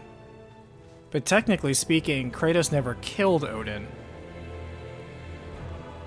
It was Atreus that sapped his soul from his body, put it in a marble that was promptly smashed by a dwarf, and we're not really clear on what happened to that soul.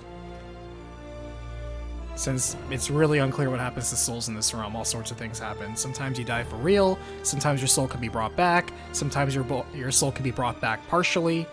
Apparently, some giants can even eat souls.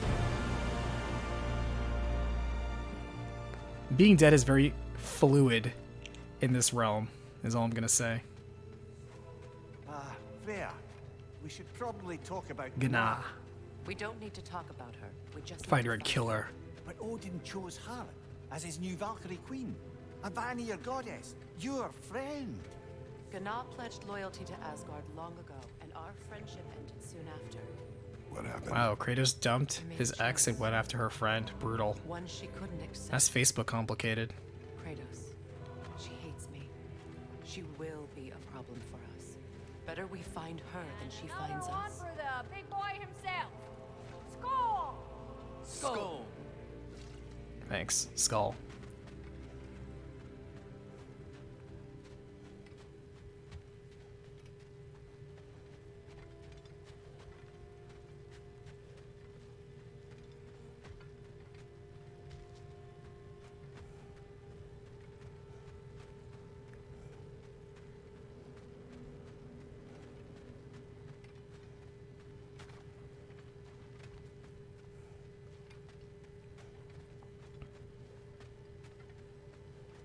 Hold a few dozen per camp.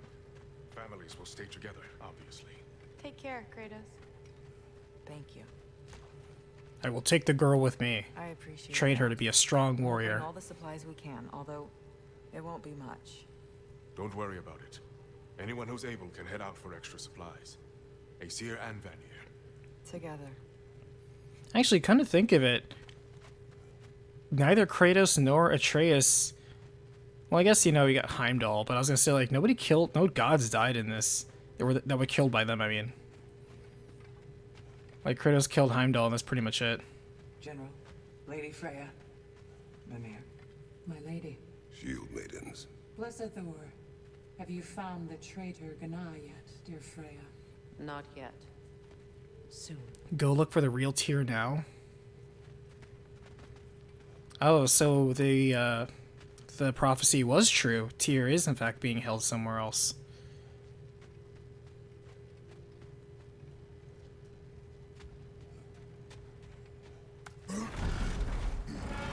Oh, here we go. Ragnarok is over, but much remains for Kratos, Freya, and Mimir.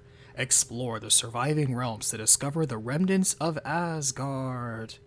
Test your mettle in the crucible of Muspelheim. Seek out the fearsome berserker souls. Complete favors for your friends, you know, the ones that are still alive, and allies, you know, the ones that are still alive. Adventure, challenge, and mystery await. Ratatoskr awaits with new Yggdrasil seeds to help travel the realms.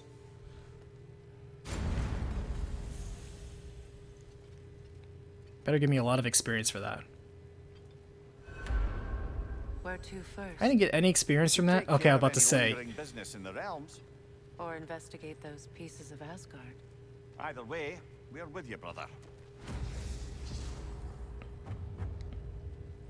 Okay, chat, real fast. Lunda also mentioned there's going to be a get-together to honor Brock's memory at Rab's Tavern in Svartalfheim. I'd like to go. So, like the last game, when you went home and you went to bed and then you got the scene of the dream with Thor, is there anything like that in this game where, like, if I go home, or is there a place I need to go to that's an extra scene? This means no more playing as Atreus? Oh, that's true.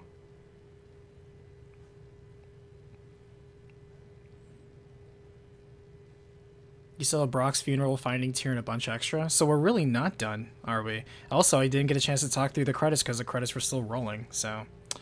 Oh well, I guess we're still playing. Strange. There are still signs of the world serpent all over the lake. But we saw him disappear at Ragnarok. That can only mean the legend was true all along. Alright, so Brock's funeral. Let's do that first. Oh, you're saying Brock's funeral is the final extra scene. Whoa. You guys slept that, sled back quick. Familiar. Perhaps they met in Jotunheim. Perhaps so, brother. We'll have to ask the lad for that. Yeah, Brock, our best friend, who's really sad that he's gone. I know, right? Okay, hold on. Before we do that.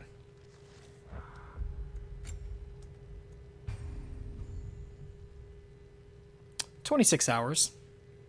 That's pretty fair for a first-time playthrough, although, in my opinion, half of that content could have been cut out for a tighter, more focused experience, but here we are.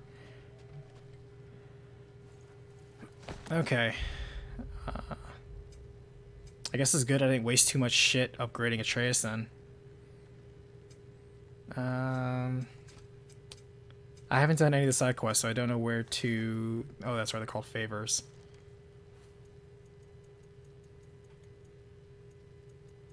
He said it was in Svartalfheim, right?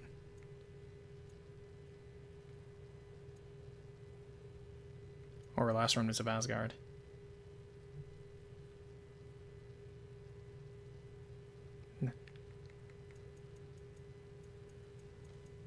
Where do I go? When Jormungandr attacked Thor in Asgard, it seemed personal somehow. But there's no way they could have met before that, is there? I've been pondering that, and I have a theory. We know the lad spent his time in Jotunheim learning... Did he? When? Perhaps the serpent figured in. You mean Atreus placed some other giant soul Yes. into him? Someone who already hated Thor to begin with? Exactly! Though that doesn't narrow it down much, I grant you. I wonder if Jorm even remembers after all this time who he once was. To kill the trolls first? Oh my god, how many trolls are in this game? I'm surprised that for shits and giggles they didn't have just like one random troll. for us to like really kill as like a mini boss. Oh, a relic of some sort. Doesn't seem to do anything, does it? Odd.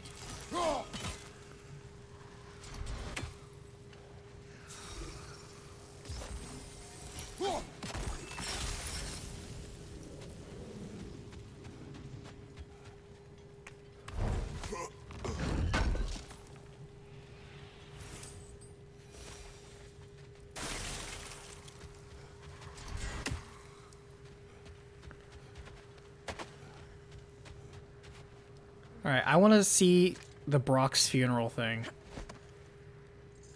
But where do we go? How do we get there?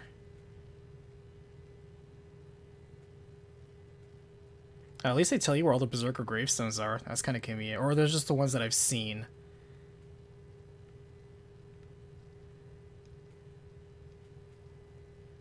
That might just be the ones that I've seen.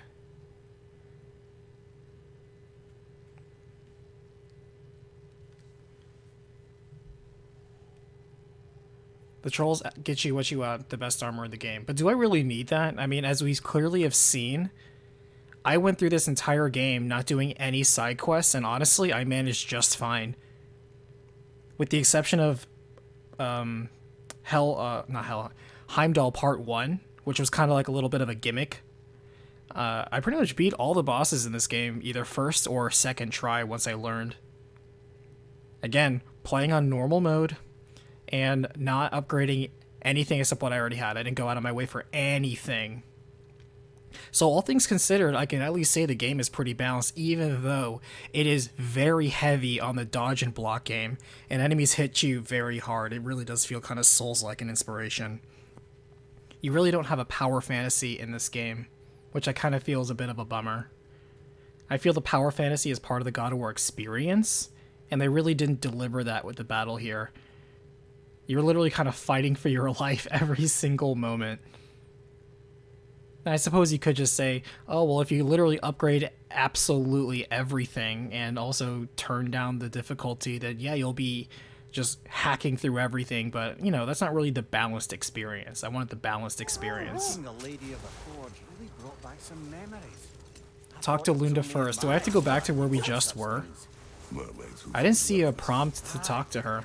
Oh, I guess if we go to any forge, she'll be there, right? Very talented with us. There's one right there. I meant that literally. Shame on you.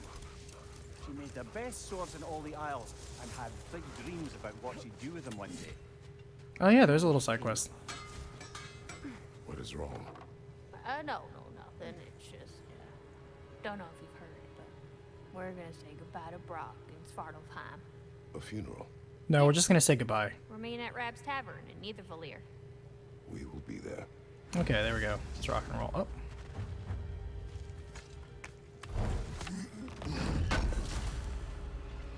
Can't believe we missed this.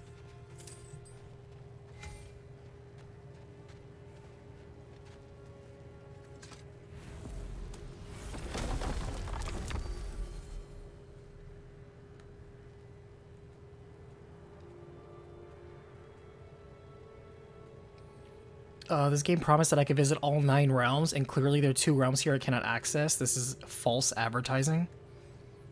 I am very upset.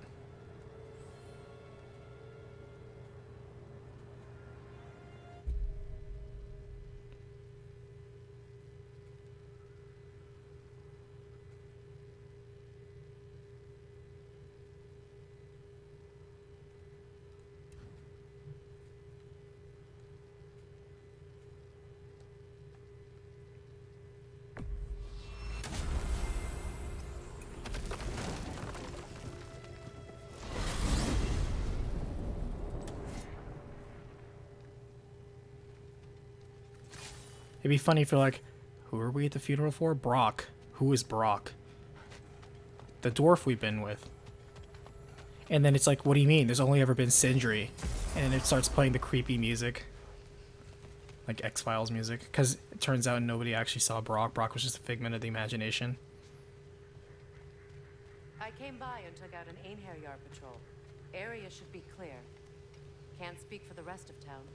Guess an occupying army is as good as a lockdown for tamping down foot traffic. Thanks for getting rid of the Einherjar occupation. Sure would have been nice to have seen that, or at least taken part of it during a gameplay segment. That would have been kind of cool to liberate this realm and therefore persuade the dwarves to, you know, join our cause in fighting Odin. Sure would have been a really good story opportunity. Profane alternate lyrics to my ballads. Absolutely disgusting. I forgot about these two losers. But now I wish I could remember some of them. The only three dwarves that actually have speaking lines in this game. I had to build Besides, you know, a our two just for his smithy ones. violations. A big one. I taught him 20 different ways to cold forge a bolster. Once, he taught me a slightly easier method of wire pulling, and from that day on called me his apprentice. A true asshole he was. Gods, I'm gonna miss him. Hi, y'all made it. Just about to Where send is him Brock? Did his brother take his body?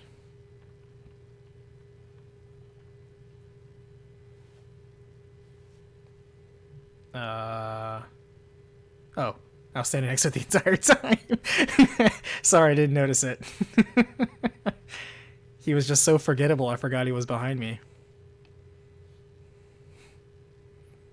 Brock must be Thimblewinter. Whatever his last name was, Huldra. I have met many on my travels. You are one of the few. I really wish we saw the moment they became friends, because as far as I tell, they never called each other friends in the last game, and over the last 3 years, they just tell us that they became so close they became his family. You know, again, would have been nice to have shown us instead of just telling us. Near the ferry. We'll wait for you there. Hey Oni, would you watch a God of War movie? Aren't we already?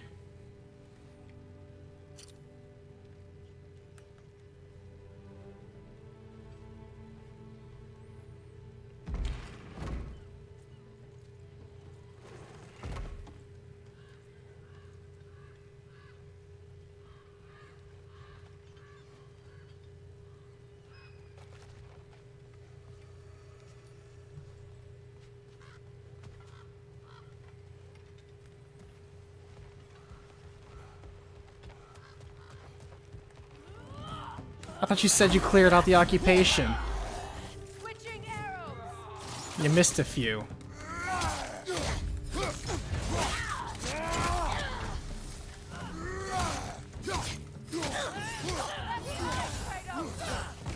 You got Bifrost on you, brother. Careful, brother. Oh, careful, brother. You're covered in Bifrost. Sorry, forgot about the line. Behind you, look out!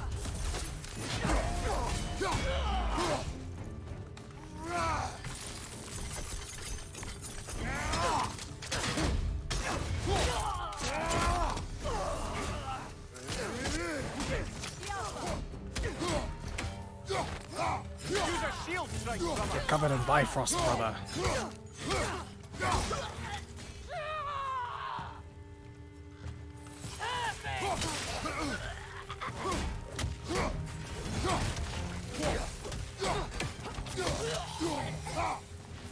Well done.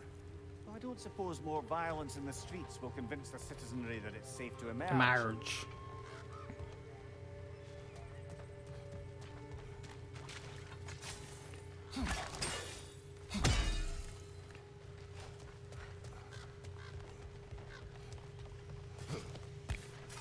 Freya, here. What is this? It's a random poppy flower? Oh. Oh, that's right. We did pick up a weird flower one time. Forgot about that. Nice. Alright, where are we supposed to go next?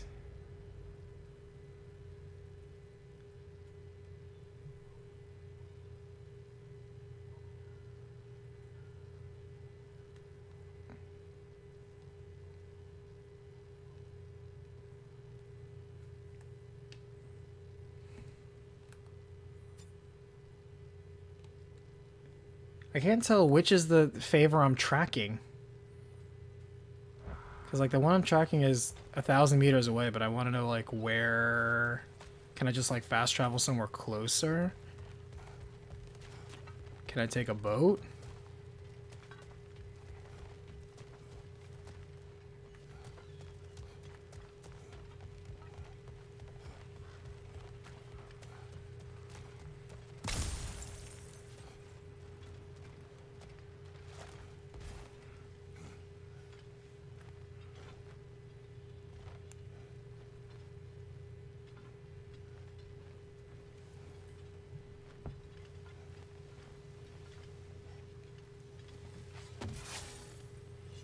I guess we have to take a long way.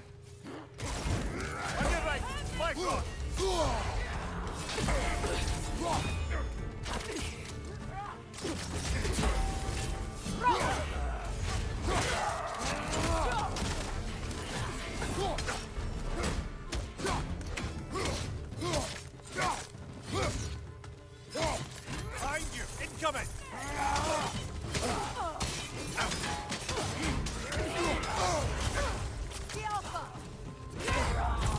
Covered in Bifrost.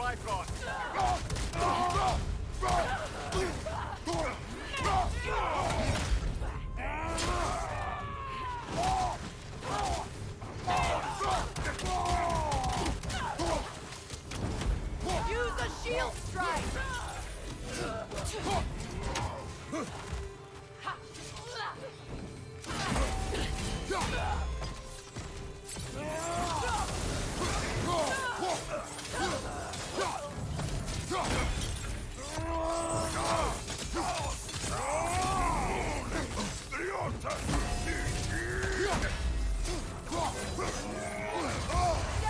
Careful, brother, you're covered in Bifrost.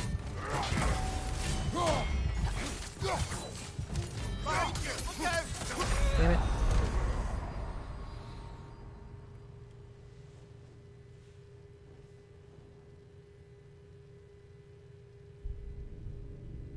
I should put that on a shirt, sell it for the channel. What? Careful, brother, you're covered in Bifrost. If there's anything I'm gonna remember from this game, it's careful, brother, you're covered in Bifrost. I feel like I remember that the most.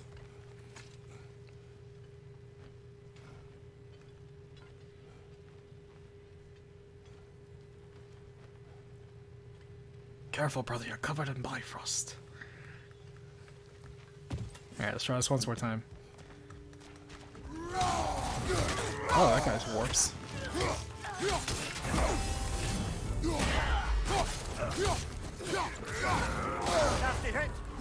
Careful, brother, you're covered in Bifrost.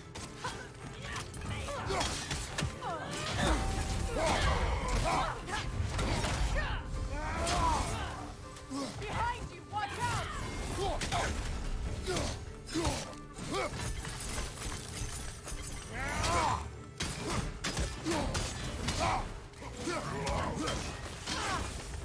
Shield strike!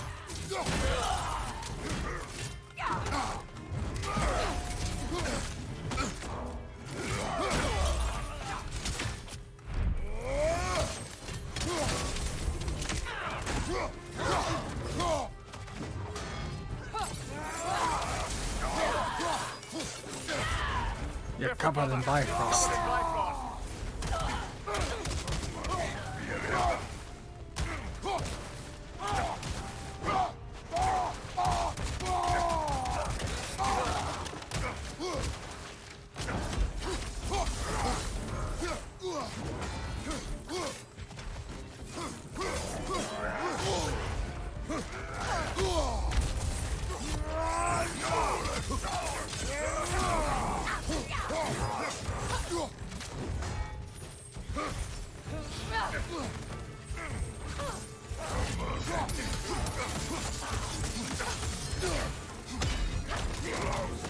Why does this guy have 1,000 hit points? Jesus Christ.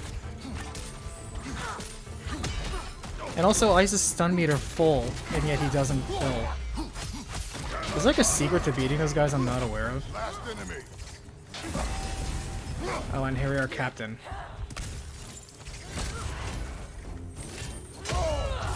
Careful, brother. You're covered in Bifrost. Say it. Oh, he did say it that time. Well done. I don't suppose more violence in the streets will convince the citizenry that it's safe to emerge.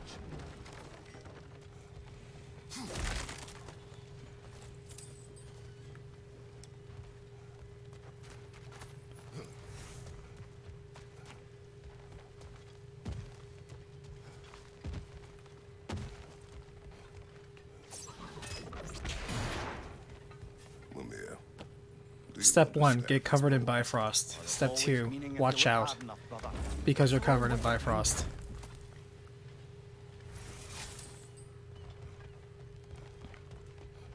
I feel like that could be the t-shirt. Step 1, get Bifrosted. Step 2, watch out. That would be a very stupid shirt. I wonder if it would actually sell.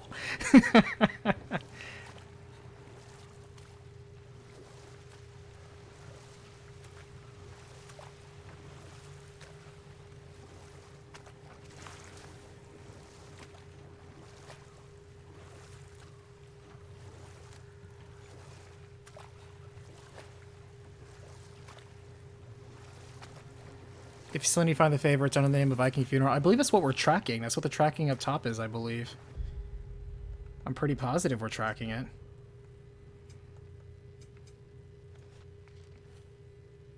Yeah, we're tracking it. Here we go. Okay, so it's all the way down there that I...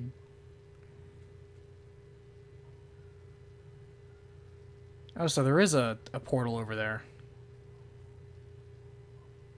Where am I? I'm over here. Damn it, so I could have just portaled all the way down there. You know what? We're over here. Let's just make the most of this boat ride. It's a straight boat ride there. Maybe we can pick up some stuff we missed in the water. Or maybe Mimir will tell us a wonderful tale while we sail. Just like old times. Does he still do that? I hope he does.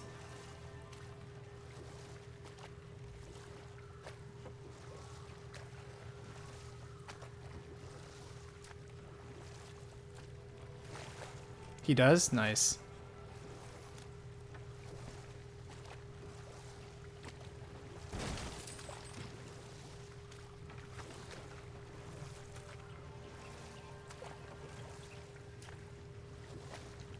Because Freya is not exactly exciting company right now.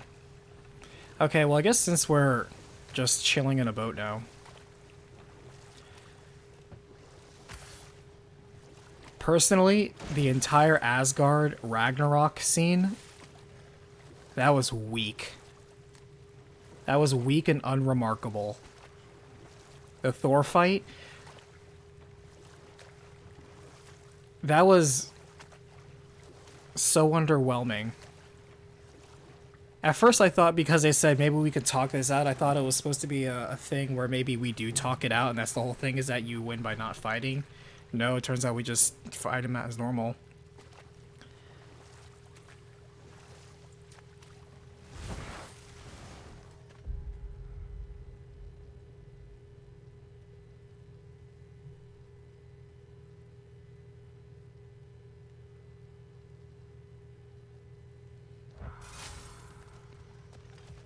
Your master is no more. I have no idea where we are, but we're on an adventure.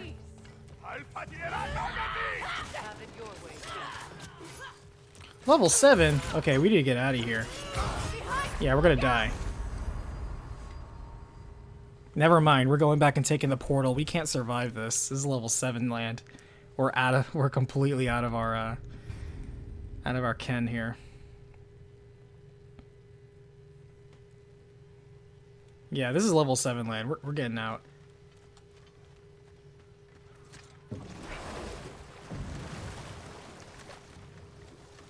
Clearly I took a wrong turn at Albuquerque. But there was no real good setup to that fight. The motivation really wasn't there, the setup wasn't there, and the fact that it was in just a normal... First of all, they recycled the arena we fought in. Super lazy. We need to get out of here is what we need to do. I wish you could fast travel from anywhere.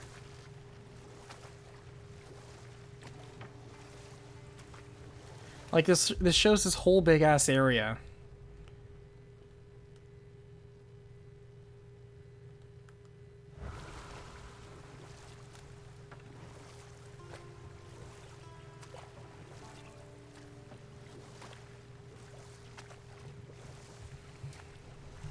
Took a wrong turn at Yggdrasil, got covered in Bifrost, I know, right?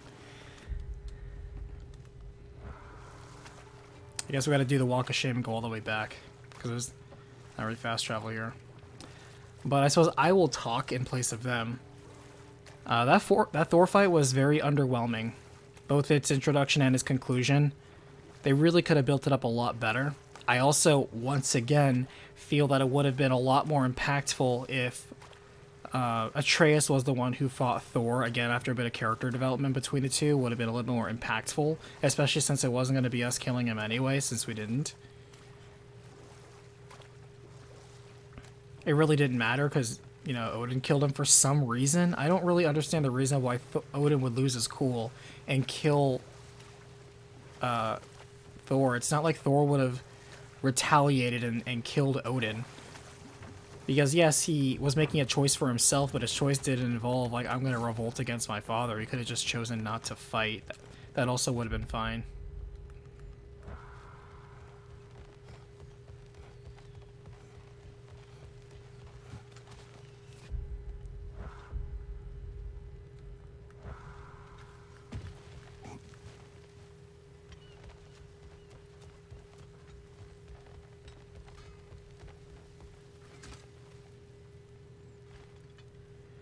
And then, where was it? It was just a big, plain, open area circle.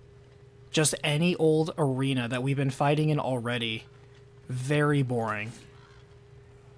You honestly want to look me in the eye and look at how incredibly awesome the arena started off very small and intimate with the Baldur fight, and then all of a sudden you have the giant looming overhead, and then you have Freya getting involved, and so you have Freya who's fighting us, who's fighting Baldur, who's also fighting Freya, who's also fighting Atreus, and it's kind of a free-for-all, and then they're fighting in mid-air, and then rocks are exploding, and then Jormungandr comes in and slams against the giant, and then there's a dead dragon over there. It's like, no, over here we just fight in a circle that's in front of Odin's house. And then we break his basement, and then we fight in his basement. And then his basement blows up, and then we fight in another circle. But oh no, it splits into 3 partitions. Like, come on, guys. What happened to the grandeur?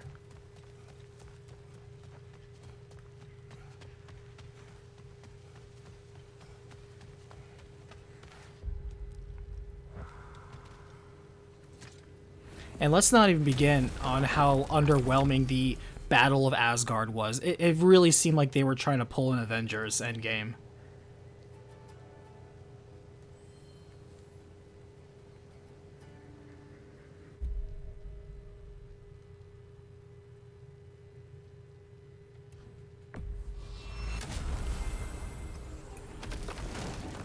The set pieces were nothing burgers. Honestly, I couldn't put it better myself, Idris. Like, you look at the set pieces of even the 3 parts of Baldur's fight. The first part with Baldur, you know, his house is getting ripped apart, cliff sides are collapsing, trees are exploding, pillars are being smashed, gigantic statues being thrown around. Their blows are literally just breaking the ground apart behind them. They're clenching fists and everything's getting ripped up around them. With the Thor one, you're in a boring circular arena. Sometimes Thor calls down some AoE pools of lightning at you, and he does that weird little, I'm gonna warp next to you and slug you with my little hands little bit. Sometimes he throws his hammer at you. Wow. Underwhelming. Next fight, you're with Baldur. You're fighting him on top of the grate. You break the gate to Jotunheim. Then you're on top of a dragon, you know, fighting in midair. You're punching him, fighting him, trying to get him from taking away your kid. And then at the same time, you get knocked off, and then you get slammed down to the ground, killing the dragon in mid-flight. And then you rush over, you beat him like to the Bifrost, and starts getting sucked into another part of hell all around you. Thor fight. He complains at you a little bit. It's like, this is such a step down.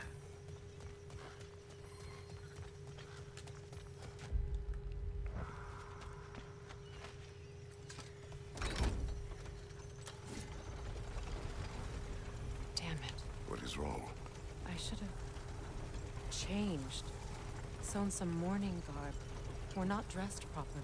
We're fine. The dwarves don't typically require formal wear at funerals. Brock certainly would not. Perhaps. Still, now you've In got fact, me everybody thinking, what literally about took the some pants off Brock jewelry around my neck just to now? laugh. Maybe some gold woven into my beard. That'd be quite fetching, eh? Thanks for trying. There they are. They just throw him into the water. Surely he'll be along. It's his brother. Let's hope so. Loss can do things to a man. It's like, so I guess we're gonna put him in the boat and burn the boat, right? No. Why would we get rid of a perfectly good boat? And they just like dump him in the shallows. Are they gonna explain why all the dwarves ran away from Brock, or did they leave that for the side content again?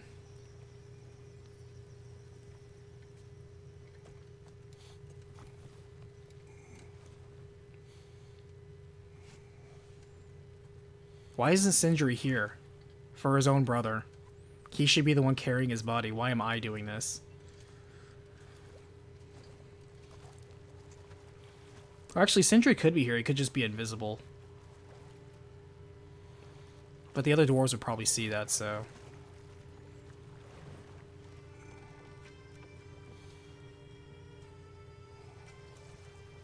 Thanks, dwarf. You upgraded my axe a couple times one time. You were a real bro.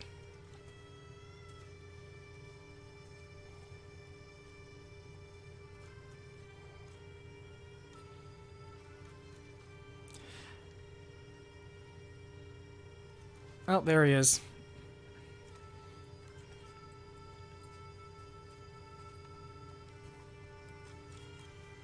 At least he got some sleep. His eyes aren't as red.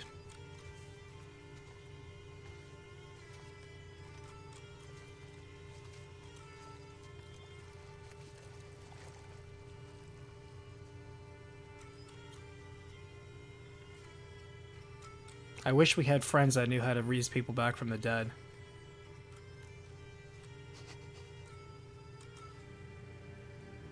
I know I'm making light of what is obviously supposed to be a very serious scene, but I, for so many reasons, cannot take this scene seriously. Because there is no real reason why Brock getting killed by a random kitchen knife should in any way, shape, or form be an actual emergency in this world. When we have literally gods. He has 3 gods he's standing next to that have all conquered death in different ways. They literally could have done so many things for this, and they chose this. This feels very undeserved. I cannot give this credit. Brock dies for no reason. He might as well have been covered in Bifrost.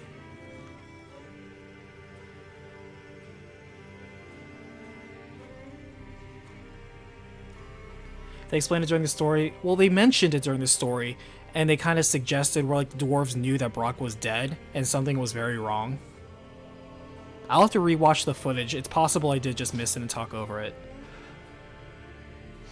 But as far as I know, they've only mentioned where like the dwarves knew he was dead and Sindri does something really bad in terms of bringing up 75% of him.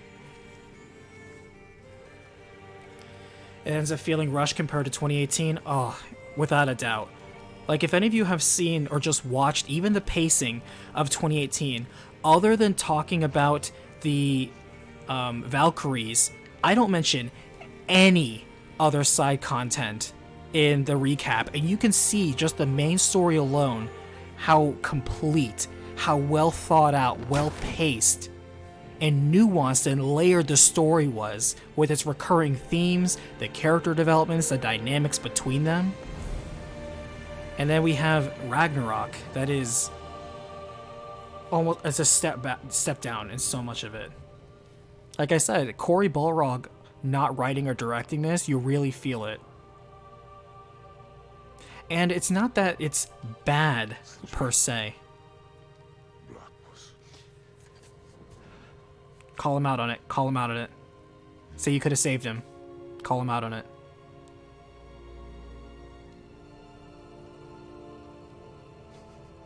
Or say something hurtful like, you didn't deserve Faye, or something like that.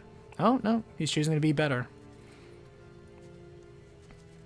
Because so far, the only person who's added meaningful, logical, and emotional dynamic is Sindri. Sindri is the only well-written character in this story.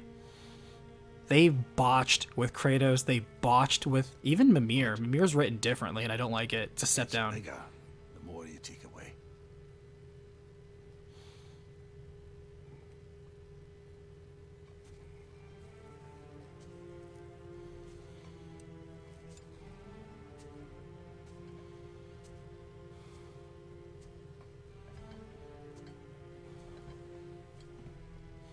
And it fades to black.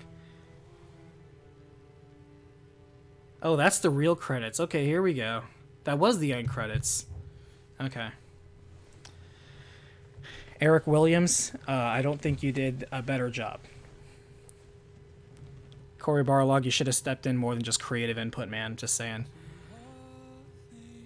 But Freya's development over this, very much ham-fisted. And then we have a half a dozen useless characters. And then we have relationships that we are told existed and told happened, but we don't actively see them unravel in meaningful ways or believable ways. Like in the very beginning, our relationship with Fenrir, the way we mend our relationship with Freya is so forced. She's trying to kill us for 3 years, and then all it takes is, Freya, we can fight Odin together. And she's like, oh yeah, you're right. I forgot we were friends for a second there. My bad. What? No, it doesn't just go over like that. And then they try to walk it back by over-explaining their emotions about it, such as her over-explaining her loss and grief as a mother, even though she's kind of talking out of both sides of her mouth in terms of both embracing destiny and pursuing it and also not believing in it and not understanding it. Like, she kind of wants to have it both ways. Freya, of course, was... And Vanir itself was just such a waste, except for Berger. Pour one out for our brother Berger.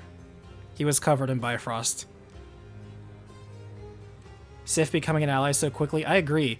Sif did not need to ally herself with them. She has zero reason to not fear for her own life against these people that have come to literally destroy Asgard. Because she has not made herself known to any of them, she's just another face. So if it wasn't for Atreus literally saying, don't kill Sif, like, there's no reason, like, she would not have just been killed by any other person. I don't know the lore, so I don't know if Sif is, like, the goddess of something, or what's her special deal.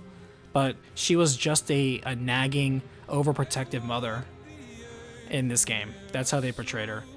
It's interesting how they kind of portrayed the Norse pantheon in general.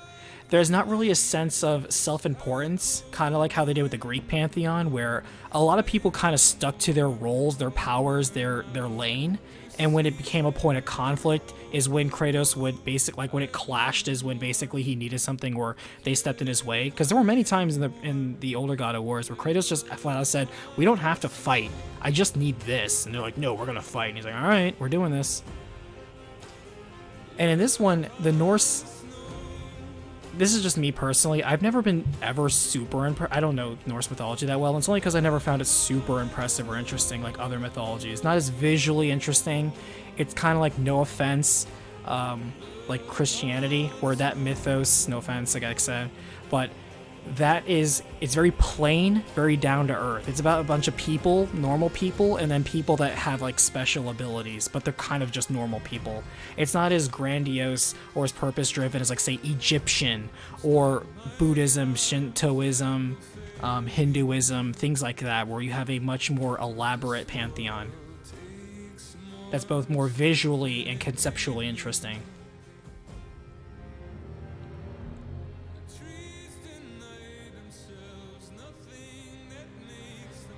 Mr. Buck, I gotta ask, creative writing degree, English major, or just really good at picking apart plot and form? Because my takes are on point. Thank you. I once upon a time, when I was a stupid kid wasting money at a university, I changed my major 3 times in college. Don't do that, by the way. It's a complete waste of time and money. And during my, discovering myself phase, I did take a few language courses, but I really wouldn't say a lot of them were that important, except for I never took creative writing, but I did take philosophy, debate, logical thinking, and ethics. And even though those weren't important to the degrees I eventually did get, which was not creative writing or English, I took a technology degree and business. I really took a lot of those elements and formed it because I liked those, I resonated with those ideas, and so I built it more as a skill. And this is coming from a perspective of somebody who has covered hundreds of video game stories, and so I've seen good plot twists, I've seen bad plot twists, I've seen boring, average, predictable plots. I've seen sloppy writing, I've seen thought-provoking writing, I've seen cheeseburger writing that you will see that's just there to appeal to the masses. What I lack in skill and expertise, I make up for in experience and exposure, and a lot of ideas. I've been exposed to a lot of ideas, I guess you could say. But Norse mythology itself is kind of like those, what I just mentioned, where it's very down to earth, and they're just a bunch of normal people, some of which that have slightly more like fantastical abilities, or at least that's how they portray it here, and kind of how they portrayed it elsewhere. Again, I don't know the actual Norse mythology, never studied it, but from what I can tell, how media and games has portrayed them, they're kind of just like normal people, and I suppose part of that's the appeal. A lot of people can find them a lot more relatable that way, where, hey, I'm looking at this Norse family have daddy issues and drinking problems and abusive father problems. Wow, it feels just like, you know, real life / my family. Maybe some people enjoy that because of relatability to it. I personally don't find that fundamentally interesting, but if we are going to go that route, it's okay. But we need to do something interesting with it. Part of what made God of War 2018 so interesting, and actually, we'll pick this. We won't have a stream on Thursday. I have stuff to do, but on Saturday, I'll have my thoughts and words ready for what I really want to do. Because right now, I'm going to just talk about the story. I can only talk about the main story, and I could talk about the combat and probably the music. I can't talk about the whole game just yet. Pardon me, I hit the mic. Because I realized when I was doing my write-up on God of War 2018, a lot of the positive points I included in 2018, I did include things such as the extra content and side realms that are not technically part of the main story. And so to be perfectly fair, to compare apples to apples, I need to do all the side stuff, which I'll do between now and Saturday. You have my word. I will have this game 100% completed by Saturday, and we will discuss the game. But for now, we can talk about the story, because we only played the main story.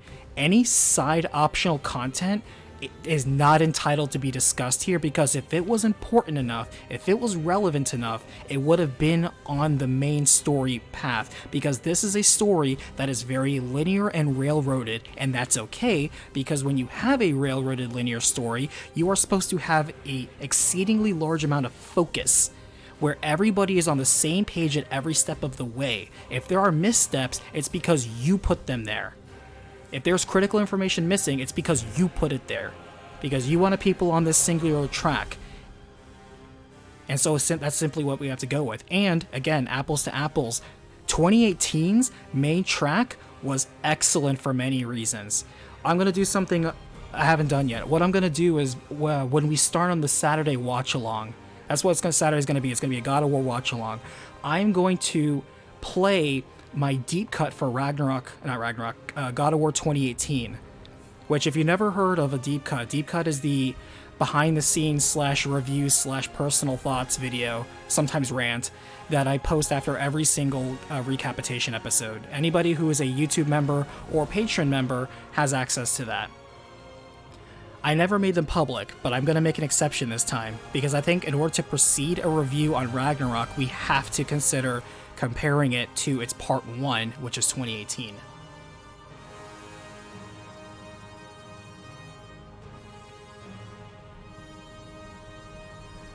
Mr. Book, there are many that would disagree, but philosophy is the most useful degree one can ever pursue. I don't know about the most useful degree, but I absolutely agree with you. Philosophy is a linguistic that should not be overlooked.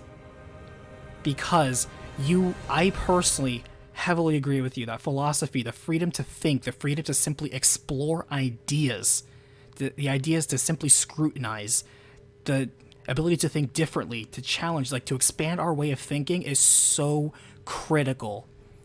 Critical thinking was something that was offered in my middle school that I am so glad I took.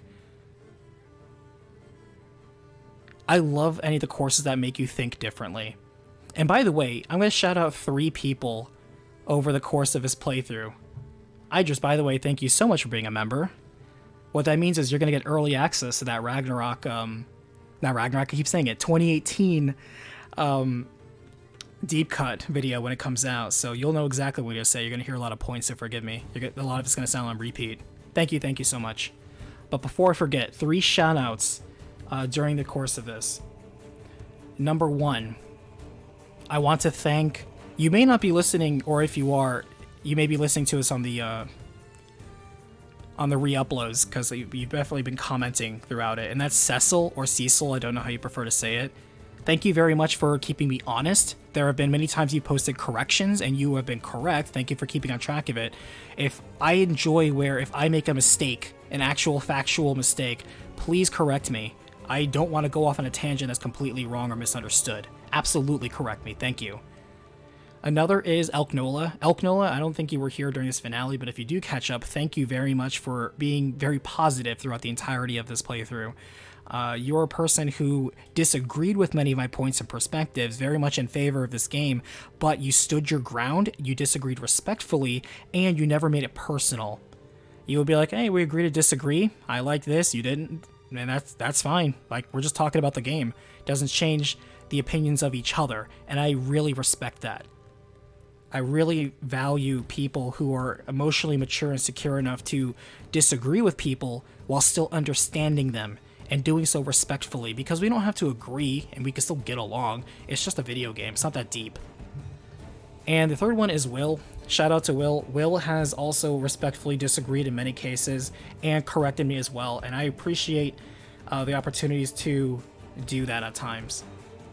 I think that is very well done to hold your position, listen to the other side, provide feedback, and critique sometimes the other side, but then not move from that position. That's very good. So thanks, Will. Appreciate you. But everyone here, actually, I appreciate. Thank you for jumping in on this. I know at times I have been very scrutinizing, very critical, very negative, very cynical at times, but there's a reason why I do that. I do that because I care about squeezing the true quality out of this game, and most importantly, its story. This game chose to make storytelling a major pillar of itself. And if you're going to do that, that's fine. You have a lot of competition, and quite frankly, I've seen better. Like, on a scale of like 13 Sentinels to She-Hulk, like, we can rate this writing somewhere in between.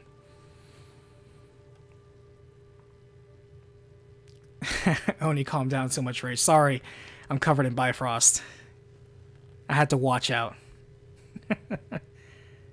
I like the story, but I have parental issues, so I'm biased. And that's where I feel maybe this resonated with some, because in the first one you had, again, I'm going to say this during the deep cut, I'm repeating myself, but the theme of Kratos becoming a father figure. Fatherhood changes a lot of people, and even though he failed in his first example of fatherhood, and he wanted to be extra cautious this time, seeing the transition, they wrote not only a good role model for a father adjusting into that role that was so understandable. Even if you didn't have kids, you could empathize and feel that. It was so well written, so believably told, because especially in video games, we don't have a lot of good father figures. And Kratos is saying the right things and doing the right things, albeit clumsily at first, and works into that role more confidently, just like he's trying to learn to be immortal just as much as his sons learn to be a god. And they're learning from each other and teaching. But the parallels between that and what Freya did with her son, and a mistake she made, and then the way they tried to help each other, and then they had to cross each other, it was so well done, so well layered. Very well done. Over here, you mostly have an examination of broken families, and that can be a very touchy subject for some people, but I don't feel they did it in a particularly thought-provoking or clever way here. There really wasn't much in terms of setup or payoff in terms of smart storytelling here. A lot of these characters were very flat and didn't really evolve or change. Like, nobody really had a redemption story. Nobody really grew all that much besides Sindri. If anything, characters seem to forget a lot of what they grew and learned from in the last game here. The role of Odin as a father, the role of Thor as a father, limited as it was. Again, it was such a waste. If you're going to write Thor that way, you need to expand on that. We need to be in Asgard for way more to get more of a budding friendship between Atreus and Thrud, and then through that we learn Thrud's relationship with her father, and then Thor's relationship to his father, and why he's not exactly this hero that we've seen so far, or even this terror that we've heard so far. Wouldn't this have been a great time? Like, I can write this right now. Thor once had glory days. His father was so proud of him. He would point in the direction of the giants. He would kill those giants. He would attain glory, whether intentional or not. He was an all-star. He could do no wrong. Everybody wanted him. Guys wanted to be him. Women wanted to love him. He was everybody's favorite. But with that, once he finally finished up things, he realized that his father only liked him for as long as he could be useful to him. And, he propped him up. He made giant statues of him in the Lake of the Nine, things like that. Bards told of his amazing battles. He was legendary. And then when Thor became out of the spotlight and he was cast aside, he realized that his father only wanted to use him, didn't really love him. He was being emotionally manipulated, and in that pressure for being accepted, he started becoming more desperate. He started taking on the most foolhardy tasks, doing the most menial things, because he craved attention from his father that he never genuinely got. Because his father was always so busy. He never got attention from his dad, constantly, being the All-Father, doing jobs here and there. He never quite got that fulfillment. And so in that same way, he over-coddled his daughter. Even though he kind of supported her from his equally overprotective, yet somehow not necessarily aligned wife, he never had the courage to stand up to his father in terms of casting the shadow of doubt of, hey, your grandfather's not that great. Because he was still struggling with that notion himself. And so he started doing what a lot of unfortunate broken fathers do, and let's look for the answer at the bottom of a bottle. Oh, we do have bots. Hold on. Kill that. Kill this bot.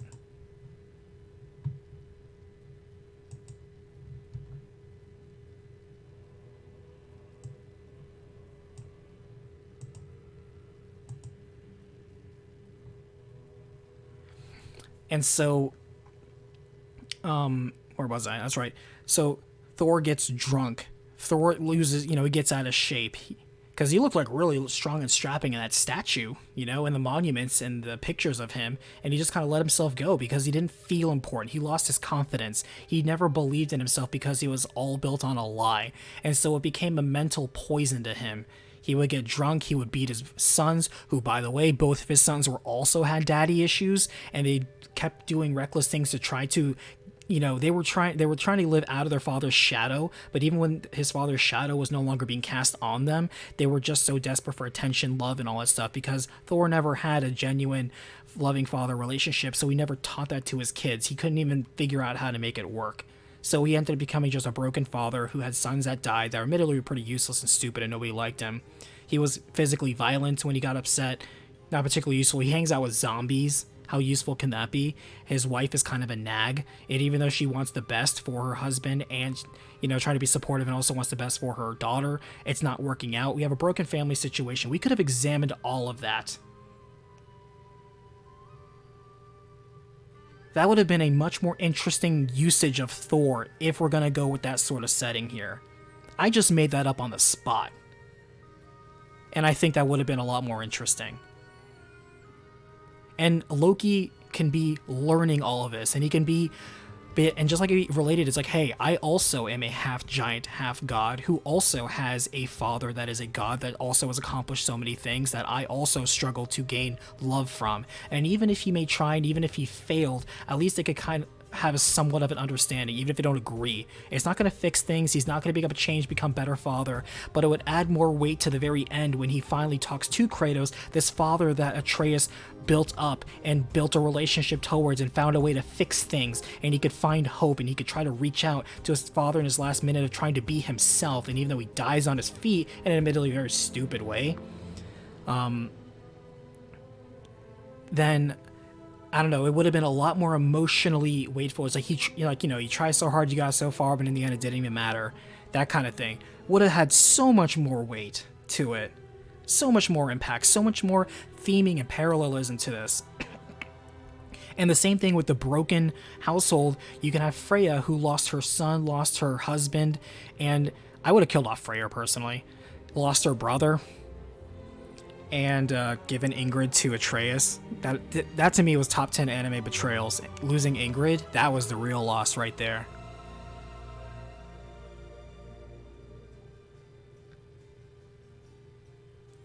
And what we have is Freya now learning, like 3 years she hates Kratos. She kept saying that the only reason she never killed him is because he was there with Atreus, which I think is stupid because Kratos could have taken Freya any day. I think he's just kind of indulging her if we just want to, like, I'm going to play it like that, honestly, because I don't think Kratos truly was like, oh yeah, you almost got me, haha. No, he's trying to mend a relationship with a friend. He doesn't have that many friends right now. We're told he's best friends with Brock and Sindri. Sure.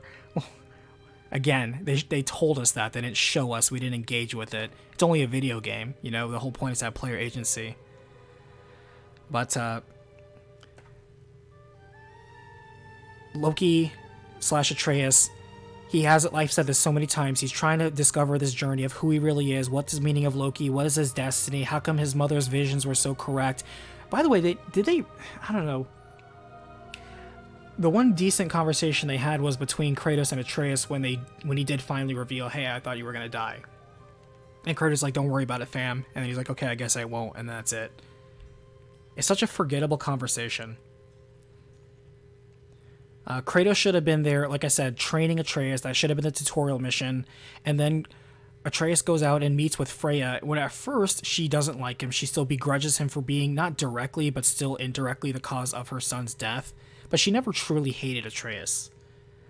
And so she can become like the mother he didn't really have. Like, you know, just like he called Mimir like his second dad, he would call Freya his second mom. And they could build that relationship. And Freya, in the guilt of having her loss of her son, could view Atreus as the son she still currently doesn't have. So they can kind of like fulfill each other's needs emotionally that way. He can see that guidance. He can learn magic. He can understand the more druidic stuff. He can learn the Vanir stuff. And Sindri would be there too, because Sindri also trained with the Vanir to learn magic. They said that in the last game. And they could, again, have that buddy relationship where Sindri's doing everything he can to really provide, you know, to be that cool uncle sort of figure. I never viewed them as best friends. I kind of viewed him as like an uncle sort of relationship. It's kind of like a weird uncle thing. That's how I viewed it. I don't know. I could be wrong. And that would establish the relationship. And of course, Fenrir would be there. And we could have Fenrir die in a tragic situation. Not just that's the opening of the game. Is this dog we never met dying? Okay. Sad, I guess. But it would add more weight to how Freya learned, because through somebody else she needs, and again, they just had a one-off conversation climbing rocks, and apparently that was enough for her to get over it. But she needs a more believable, dramatic healing portion that never happened. It wasn't good enough what they showed here in Ragnarok. Way too rushed. And it would have established Atreus as the central part where even, and this can be a revelation later, where he's like, I don't need to be the champion. Like, my friends are my family, you know, or there's nothing stronger than family / Fast and the Furious. He could do that. I actually would have approved of that line. And again, it would be a more understandable relationship of how he's building and stepping away from his father and becoming his own person. He's building himself up in the image that he wants to be. Just like how we ended the last game, where he's a god who wishes to be better. He's deciding what that means for himself. We don't have that time for development here. And then we go to Jotunheim, and he's just back and forth, and then Angrboda, no offense, her grandmother was right, Angrboda was useless in this game. There was no point. They rushed her, they introduced her, they had a conversation, she was there to be Atreus's, ooh, it's a girl kind of thing, awkward teenage flirting, and then she introduced him to what he was supposed to do. Here's a bunch of giant marbles, alright, there's a snake, and then angry grandma, and then we leave. And then I guess she takes care of his dog who can cut through dimensions, which you think, by the way, when they were like, hey, we don't have a way into Asgard, you have a dog that can tear holes between dimensions. I don't know. I feel like you have options among the other options you already had. You know, and he could be recovering from a mistake. Yeah, he saw Tyr, and Tyr's useless, even though it wasn't Tyr, whatever. We could have done, again, I kept saying it throughout the entire game, this is Atreus' story, it should have been framed in that context. They kept forcing Kratos in when he wasn't relevant, and a lot of these were MacGuffins that we chased that ended up going nowhere. They were a waste. The Jotunheim realm should have been cut so much further down. Vanaheim should not have happened. That was a waste. Most of the Kratos levels were a waste, honestly. Svartalfheim, again, kind of a waste. Muspelheim, absolute waste. We only went there just to do like a side job with the mask that ended up also going nowhere. And that's another thing too, they kept introducing these side plots, these B plots, to the main plot of Ragnarok that ended up going nowhere. Okay, we need to go find Ragnarok. Okay, we find Ragnarok, and he creates a problem that he also solves in the same sentence, and it ends up being completely useless. We pursue this mask that ends up being completely useless. We end up finding Tyr that ends up being completely useless. We end up finding the Vanir bootleg Avengers who end up being completely useless, except for Berger and Ingrid. It's just a lot, like half of these realms were useless. And the plots that they used to introduce them were so forced. There's so much bloat in this game. And as we've mentioned before, especially painfully obvious in that Battle of Asgard. That Battle of Asgard was a joke. That was such a joke.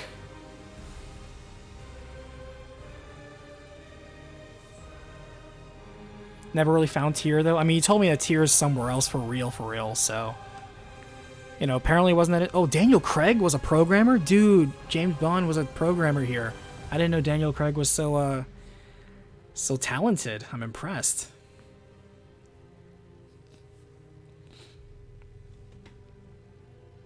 It should have been Boy of War, Mr. Book. I agree with you. It should have been Boy of War. Because here's what would have been a slightly more interesting, too, is Atreus, you know, like the whole champion thing, that plot line also ended up going absolutely nowhere. The Fates doing that ended up going absolutely nowhere. And all of this interrupts the larger thing of, hey, Ragnarok is coming in. And here we have Kratos who doesn't want war, who rejects peace, and ends up agreeing to start Ragnarok. We didn't have to. He could have prevented it. He didn't want war, but he accepts the role of general in this war. And then we have Odin, who didn't want war. He just wanted to learn secrets because he's a greedy, miserable bastard. But he still could have done that. It wouldn't have stopped the end of things, especially since Ragnarok didn't want Ragnarok. He didn't want war. So all these people don't want war, and they don't want Ragnarok. And guess what happens? We have a war that nobody wants with Ragnarok that doesn't do anything. It's like a lot of it was very pointless.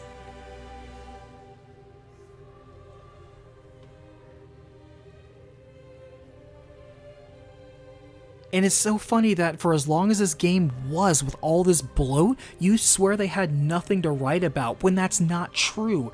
There's so many character hanging threads, character dynamics, plot development, character development that you could have put in, or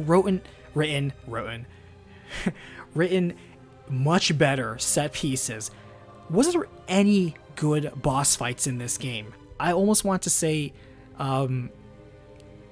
like Heimdall Part 1, but that was just Part 1. The second half, he just ended up doing what all the other bosses do.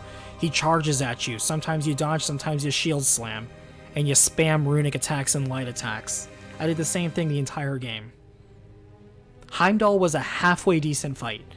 Literally a halfway decent fight, because only half that fight was decent. None of these bosses, much less mid-bosses, were remotely memorable. And they lose that sense of scale, grandeur, presentation that was in 2018. The attention to detail was on stuff that didn't matter, and it ended up just becoming distractions. Distractions to keep your feet on the ground in front of you and not looking around. Again, it really bothers me that they have so many realms where it's like, look at that amazing thing in the background that you can't touch and really can't see all that well. And then during the war scene, quote-unquote war scene, they cover everything in fog and smoke so you can't see anything. What a joke. Nobody's going to remember there's so many cool war scenes you could have seen. Even do the overdone two armies running at each other and slamming in the middle. It's overdone, but at least that would have been better than this, which was nothing. What did we end up doing during the war? We run down a hallway and fight a bunch of generic zombies. Amazing. That's the war. so weak. I can't imagine how anybody thinks this was satisfying when a lot of it's so underwhelming, and it's underwhelming under its own shadow, because we've seen God of War do better. We just came from 2018, or the balance of, yes, they had improvements to be made in terms of variety, in terms of combat, in terms of the sense of direction they were going with, or even though it was very different, at least it went somewhere good. The balance was so much better in 2018. And that lack of consideration, that lack of focus, that lack of relevancy, and so much of it, were there good parts? Sure. A lot of it was just very okay. But this is such a forgettable game. Because there's so much untapped potential in a lot of these storylines. They have a lot of good ideas, and the execution is so missing. The idea of, you know, broken families, disappointing fatherhoods, people having normal-ass problems, even though they're not these grand gods, they turn out to just be regular schmucks. You know, what if God was one of us kind of things. They could have done something, again, different than what they did with the Greek pantheon, where all these gods are very grand, very much overlording the peasants and groundwalkers. They could have done something different with this Norse one, and they did. They were disappointing. That's what they did different. They took surprisingly modern social issues, put them in here, and did an underwhelming job with them.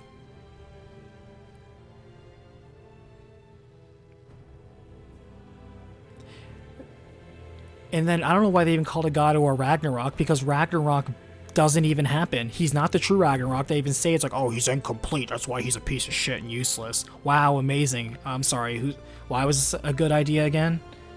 Why do we waste so much time and energy doing this useless thing again? This is not yet another useless thing that we do. Let's go find Tyr. We find Tyr. It's useless. Let's go find Groa's prophecy. We find the prophecy, and then we find the fates. It turns out it's useless. Let's go find Ragnarok. We go find Ragnarok. It turns out it's useless. Let's go find the mask. We go find the mask. Turns out it's useless.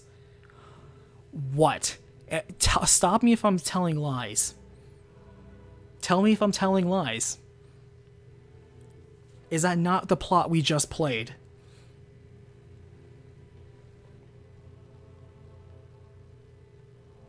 And I know there's going to be one person out there who's like, but it's very clever because it subverts your expectations. No, this was sloppy writing with hanging threads, poor continuity with even its own self. And I would appreciate the quote-unquote subversion if they did something clever with it. Not just, lol, it turns out most of this was useless. It's like, that actually makes me feel like I wasted my time.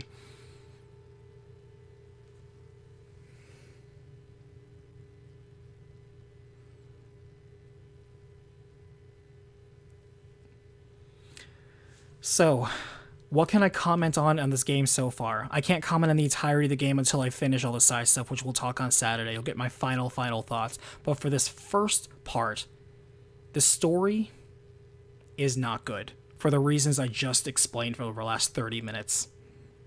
Technically, the entirety of this playthrough, I've talked about it and critiqued it. It has way too many plot holes, threads that go nowhere, that are poorly paced, characters that don't receive the focus they should, emotional weight that's unwarranted, ideas that sound good and then go nowhere.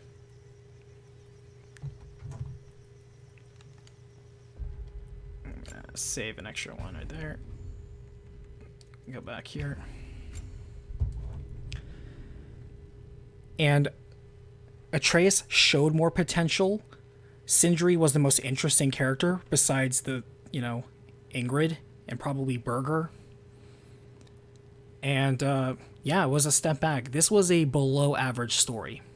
It wasn't a bad story, per se, like, irredeemable. There were some good ideas, they were just not well executed. So that makes this below average. This was a below-average story. Presentation-wise, so it's once again a photorealistic style, which looks good. Not denying that. The models look good. The attention to detail in the models and the armor and the weapons look good. The combat, the enemy design, the overall special effects, quote-unquote, of what's going on, again, the presentation of these fight corridors, not really great. Not terrible, but not great. Very average. Oh, by the way, sorry, I have to pause real fast. Let me do something real fast. It's just going to take a minute. I'll be right back. Everyone just stay hydrated.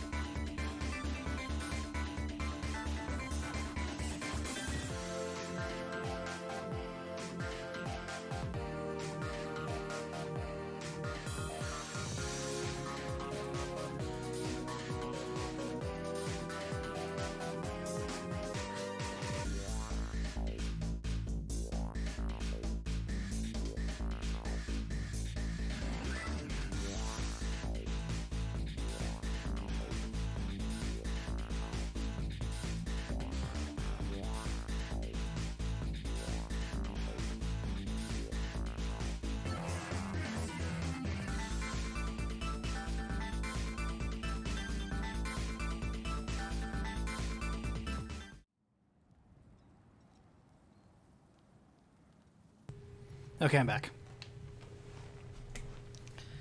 Let me get some water, actually.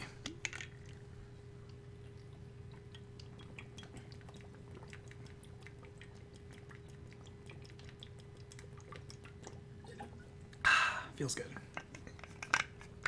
All right. So there's a focus on visual fidelity. You can't say this game doesn't look pretty from a distance. It absolutely looks pretty. No denying that. At first I would criticize it for being very boring. Like I said, Asgard, the realm of the gods, is as boring as generic Viking village. But then I realized, that actually kind of is in tune with Norse mythology, isn't it? To be very plain, I guess. It's just that when you compare it to, like, how grandiose Olympus was, that's fine, but Olympus is Olympus and Asgard is Asgard. Even when I think of, like, other games like Valkyrie Profile, they really were just kind of like long sweeping plains, and even the temples were just kind of like moderate looking temples. Like, Norse mythology doesn't really have grand architecture to it. It's actually kind of low-key pretty boring. A bunch of, like, you know, long houses and stuff like that. Like, I guess the Vikings weren't really there for artistic panache. So I have to give it a pass then, I guess. But one thing I will not give them a pass on is recycling. This game recycled so many animations. You're going to tell me a game with this big in this budget, you didn't have way more creative kills, executions, finishers. They even recycled several like enemies of like the grunts. Because like each realm, again, didn't really have a defining theme to it. And they didn't do what, in my opinion, they should have done, which is really have a host of unique enemies to that realm that really kind of be like, oh shit, like these are enemies that are unique to Helheim. Nope, it's the same generic zombies and Draugr we've seen elsewhere. Oh man, like these are really unique enemies to Niflheim. Or like, the jungles of Vanir. You like have a giant, like, I don't know, angry magical elephant or something attack you or something. I don't know. Like those tiger things. Those things should have been all over that forest. Or those crocodile things. That would have been where they belong. Not necessarily Svartalfheim. You know? I'm not saying there couldn't be magical crocodiles, but I'm saying I expect a magical crocodile from a jungle more than a dwarven area.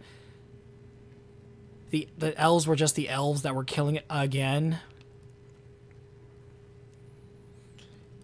Like the ogres, the same ogres we fought in the last game that had the exact same animations for their deaths and attacks. You're telling me you couldn't make them either improved or different, or you couldn't do a different killing animation? You just like, nah, we'll just go ahead and drag and drop it from the last game to this game. 4 years you put this game on development and you couldn't make one more animation for it. Come on, guys.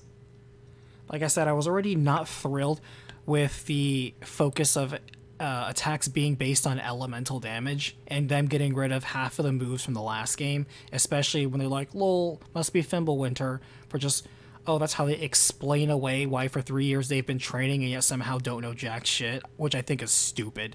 I hate to be the ludonarrative dissonance guy, but I'm gonna go ahead and play the ludonarrative dissonance card on that particular opening, because that's stupid.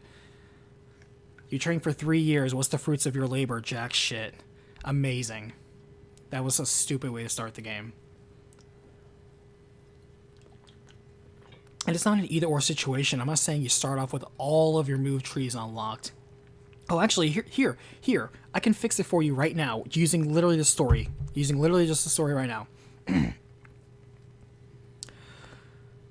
They reveal that the person who enchanted Mimir to forget about Baldur's weakness was Odin.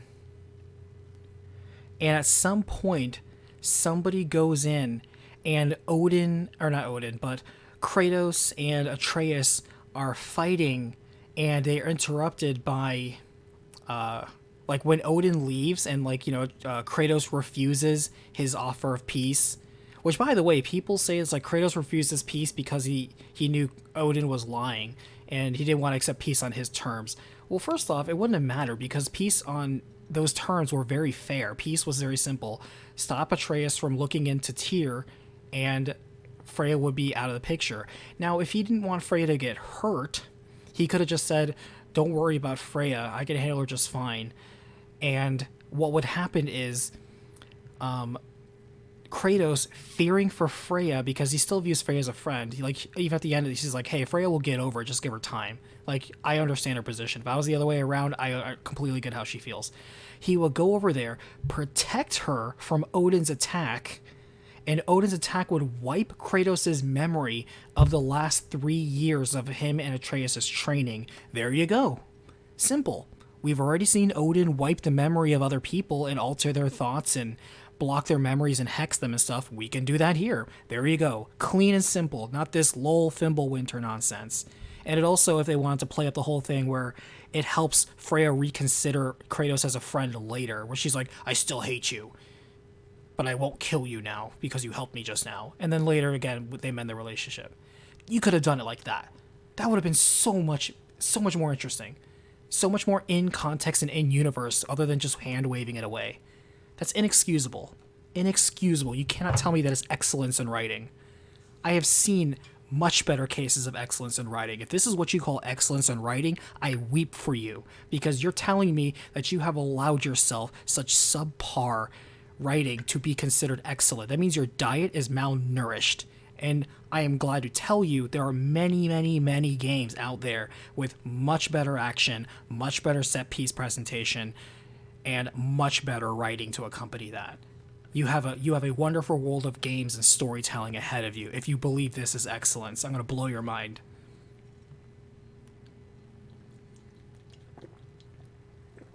Idris, I wonder what's so hard to do what Mass Effect did to pass on save. That's another thing too. Wouldn't that have been nice? Hey, I detect that you played God of War 2018 and you did these trophies. Here's a couple of bonus unlocks. And they could do that. They can have where... Actually, that's another good idea, Idris, right there. Based on your progress of God of War 2018, you get bonus crafting materials and experience that you can then immediately start off with a little bit of a head start, which can quote-unquote be the training that you did. So you don't start off completely from zero, you start off with a little bit more. Even that would have been better, Idris. That's actually a really good idea. That would have been a better idea. And it's not like that's creative or new, just there's so many better ways you could have done it than the lazy way you did it now.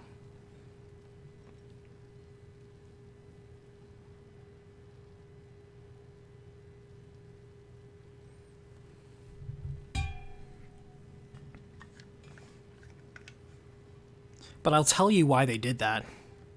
It's a very simple answer. I know why they did it. I know why they did it. I know why they changed the mini bosses the way they did. I know they changed why enemies have such huge health. I know why they changed the quest system to the way that they did. It's because they want you to grind this game out. They want you to grind crafting materials. They want you to go out there, grind these enemies, grind crafting materials, go out on these, there's no actual loot rewards for it. I could be wrong. There could be really fulfilling rewards in boss fights during these side things. So I'll hold off on that. Because maybe there are cool bosses in the side stories. Because remember that in 2018, you had the Dwarven Castle and the dragons and stuff like that, besides the one dragon you actually fought. You had interesting side bosses in there. Maybe you have interesting side bosses here. It's worth giving them a chance. Level design, though, this is absolutely a step back, but I'm going to also hold off because in order to examine the level design they did here, I do have to consider all the side material, to be perfectly fair. I will say what I've seen so far does not impress me on the main track. There were a couple of times I loved just some of the dungeons that 2018 didn't have that many dungeons, but think of Tyr's Vault. That was such a cool area. All these spinning blade traps, quick time puzzles. And that's another thing. The puzzles in this game are very pedantic. Let me rephrase that. That's a little too mean. They're there to slow down the quote-unquote action. There are so many things this is a quote-unquote action game that wants you to not have action between all of these slow-moving sections, the forced movement parts that are load screens, and the quote-unquote puzzles that are there. They are just there to waste your time. It's not like the last one where it actually required a little bit of skill. You had a lot of timing-based puzzles. You had to be very quick on your feet on some of them. It was a test of both reflexes and gameplay, not just throw axe here, shoot arrow here, or shoot arrow here, then throw axe here. And let us not, of course, bring up the point that this game doesn't even care about its quote-unquote puzzles, which are really just more glorified obstacles and time wasting, because they tell you exactly how to solve them. Like, as you're solving them, they tell you the solution. That tells you right away that the writer and director here, the people who directed that, do not believe in their audience. They believe their audience is stupid. They are disrespecting your time. The fact that they do not give you the option to not immediately tell you how to solve the obstacle you are currently already solving means they have no faith in you. This game has no faith in its audience. Like, I'm going to spoon feed you this story, and I'm going to force feed you this obstacle. I know you don't want to do it, so I'm going to tell you how to do it. You just have to press a couple buttons. Insulting.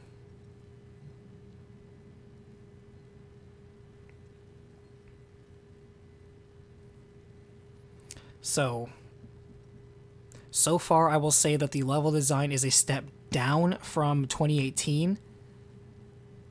It's passable.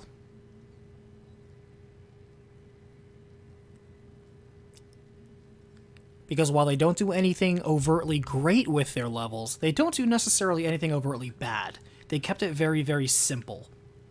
You could argue even the obstacles change up the pace of you fighting, which again, this is an action game, I kind of want to be fighting, but the fighting in this game also changes direction to a more simple version. It's a more simplified version of the fighting. This version of fighting felt a bit more button mashy. I was wondering, it's like, I wonder if I can get by with just mashing light attack and spamming runic attacks, and you know what, I did. There was no need to do any of the more complex quote-unquote special attacks. There really isn't. Just spam runic attacks and light attack. You don't need anything else. This game is not as deep as it wants you to believe. It's really unnecessary. And I can only imagine how much easier it would have been if I did the side quests that undoubtedly unlock more summons and runic attacks. I bet this game would be easy mode. Even on normal mode. I'm willing to bet. It is very basic. These obstacles that they call puzzles are basic. The combat is basic. It's not bad, though. It's just basic. And for that, we have to recognize it as average. So it is very average. It does not push the needle up. And we're not saying just because it's a step down from 2018. 2018 I already lauded very much. This does not deserve that same lauding. So it just gets the average. It is not above average. It is just average. So it is average on that, it is average on that, it is below average on story. I'm going to give it an average on presentation because, yes, they don't do anything great, which you would expect from the 9th game of the God of War series. In terms of action games, it doesn't do anything terrible either. Like, I really wish the game wasn't telling me what I should be seeing. But at the very least, like, what I saw was what I saw. I wasn't necessarily confused about it. So, again, average. Not above average, not below average, just average. It is average with a very nice character models. A highly polished cheeseburger, you could say. The music is the part that I know is very subject. It's very subjective. Music is highly subjective. In my personal opinion, which is all it counts for, I don't think the music in this game was that great. I have no idea why I was nominated for Soundtrack of the Year. No offense, Bear McCreary, but you are scoring essentially a movie, and most movie tracks, unless they have like anthems and themes and melodic tones that people really can emotionally attach to certain scenes or characters, you mostly just kind of remixed Kratos' theme for most of this game. And then when, like, Faye was there, you played her theme, and then Atreus had a theme that I already forgot. If you told me, hey, can you hum Atreus' theme? I couldn't hum Atreus' theme. Even if you put a gun to my head, I'm sorry. Like, it came in, like, I guess this is Atreus' theme, and it just disappeared and whatever.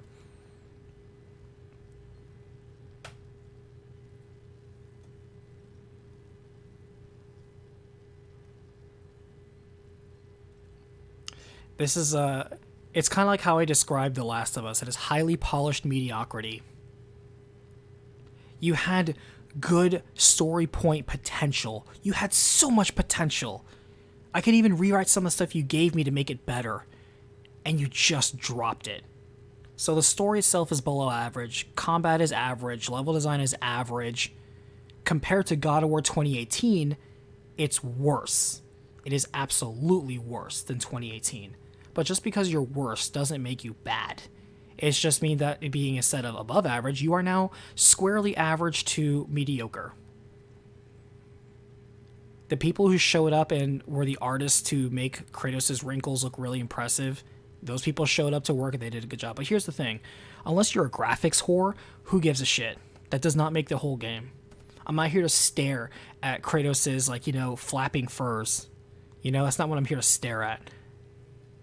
I'm not here to stare at that waterfall in the distance. I'm not here to stare at that snake fighting a tiny bolt of lightning because you can't see shit from that distance. That doesn't impress me. That's not enough to make a game. And you couldn't even make that look impressive.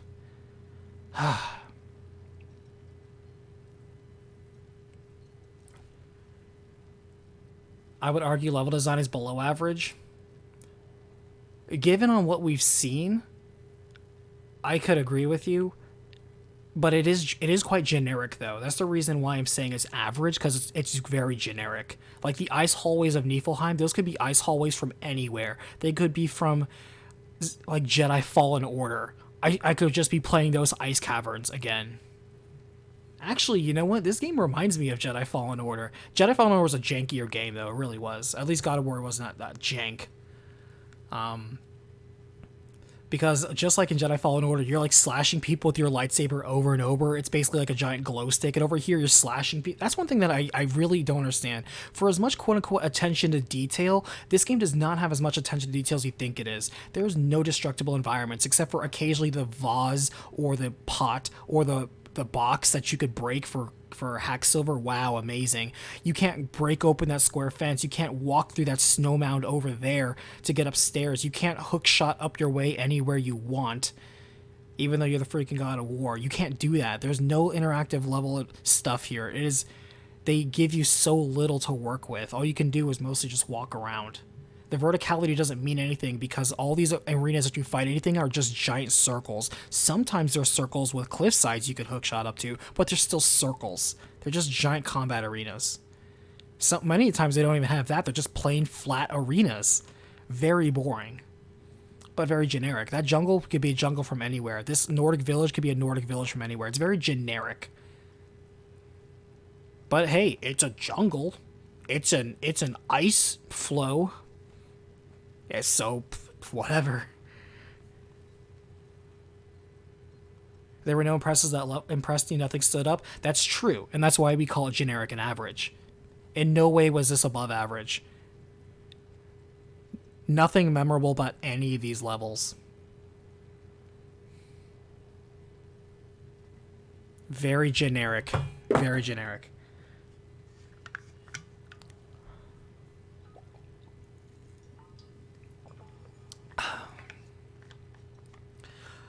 The only thing that the side quest can possibly do is one of two things. The side quests that we have yet to do can be such interesting and well thought out mini adventures that have a good beginning, middle, and end, an entertaining setup, an interesting payoff, and satisfying loot at the end. Some of them can even have a very cool boss fight. Because we really didn't have a very good boss fight. We had one halfway decent fight in this entire game. And the rest of them were just whatevers. Very forgettable fights. That was another thing that bothered me too. It's just with Odin. Oh, that's another... Yeah, two things that bother me. I said the first one is... with the attention to detail, doesn't it bother you how there's like no body damage whatsoever? You're hacking at like Odin. Shouldn't like his clothes be getting torn as you're hacking into him or something like that? I don't know. You're just hacking into a character model. That's, collision detection and shit like that. Nobody scars, nobody bleeds, except for that one scar they drew on Thor's belly that he chose not to heal for some reason. I don't know why. That really wasn't made clear during the main story. If they explain it during a side quest, well, I doubt it because he's dead now, so we're not going to get a side quest with him. But yeah, bizarre.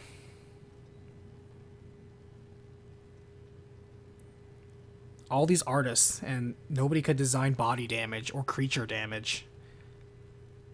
Like, look at this day and age. There are so many games that have so much more interesting levels of body damage when you cut them, when you shoot them, when you dismember them. There are so many more games with nowhere near the budget this game had that accomplished so much better body and environment damage. Dude, look at Control. When it was made, it was an indie game. And look at the sheer amount of environment destruction you had in Control. There was so much stuff in Control that was an interactable element that could be blown up, tossed aside. It's staggering, the attention to actual environmental detail in Control. And God of War can't even do any of that. God of War won't even let you throw a table. So, whatever. Like, don't even hit me with that attention to detail bullshit. If you want to look at attention to detail and level destructible terrain, I point to you to Control, a game that had so much less exposure, way less budget, and so much more focus than this. Jesus. Excellence, Jesus.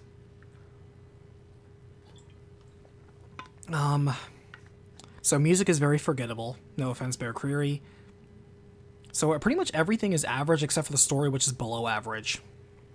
So far. We're going to put the final score on Saturday when we do the watch along. But so far, I think I kind of covered my main points.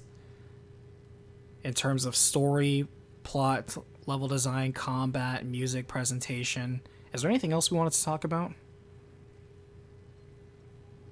Is there the loot for a loot-based game?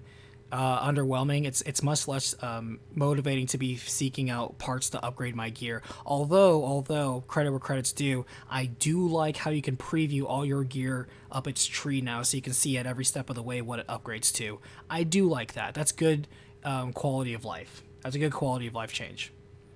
That was an improvement. That's not enough to move the needle, but it's a good thing. Credit where credit's due. Did I cover everything, chat?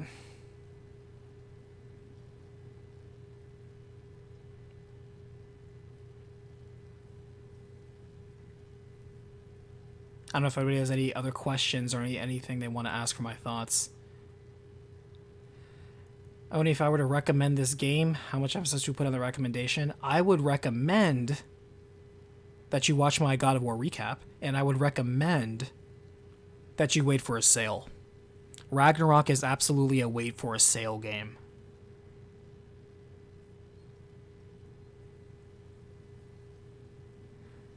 That's Yahtzee's take on do games need to be fun. They don't need to be fun. I have not seen Yahtzee's editorial on do games need to be fun, but I will tell you my own personal opinion, something that I also incorporate into all my deep cut reviews. And that is, I call it my trifecta. To me, a game should be one of three things, and it can be more than one of these, but it needs to be at least one of these. It needs to be either fun, which is just, is it fun? Straightforward, like personal opinion. Did you have fun with it? If you have fun with it, then that's value. Was it fascinating? Was it interesting, thought-provoking? Did it spur discussion, controversy? Are people talking about it? Did it make waves in any way? Was it fulfilling? Was this worth playing? Did it respect your time? Do you feel like you're a better person for playing this? Did you gain value or a skill set from this? Did you learn something? Or do you feel like it was a waste of time or not? Was this something that was thought-provoking, provided you emotional satisfaction in some way, artistic value, things like that? Was it fun, fascinating, or fulfilling? That's my trifecta. And a game doesn't have to be, it can be fun without being fascinating or fulfilling. It could just be a mindlessly fun game. It's just like you don't really think about it. You're just having fun and that's it. Move on. A game can be not necessarily fun, but it can be very interesting, There are games that sometimes are just like, and sometimes are the artsy games. Some people say that very callously, but they are still games that can make you think or consider something. Like say Nier, for example. You know, Nier Automata, I think, is a very thought-provoking game. It addresses a lot of finer points of philosophy in several sources, and it's a great way to incorporate that into a video game form that we rarely see. It is a wonderful examination on the human condition, as you could say. But it's also fun at the same time. And it is a game fulfilling. Sometimes a game just scratches an itch, you know? And not even necessarily in a fun way. It's just like, man, I'm really hungry for... Or like sometimes, like in this game, for example, or rather 2018, sometimes people necessarily, like they wanted a satisfying father figure done. Like they have that emotional attachment to it. That even if a game is more dramatic than it is fun, which to be fair, 2018 I thought was fun in many ways, even if the game wasn't necessarily all that interesting, perhaps it hits you in an emotionally impactful way.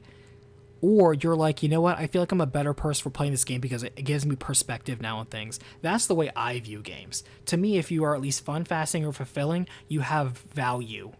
If you are not any of those things, then you are a waste. You are a waste if you are not fun, fascinating, or fulfilling. So, that's my opinion. On my tier rating scale, no pun intended, with tier over here, at current moment, having beaten the game, not completed the game, but beaten the game, which to me gives me as much credibility to rate this game. Which actually, what's the completion rate of just this game so far?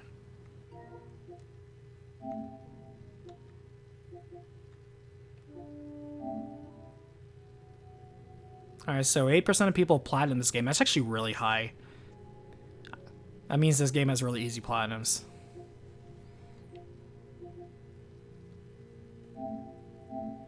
Alright, I'm actually on that quest. Let's see, where's the...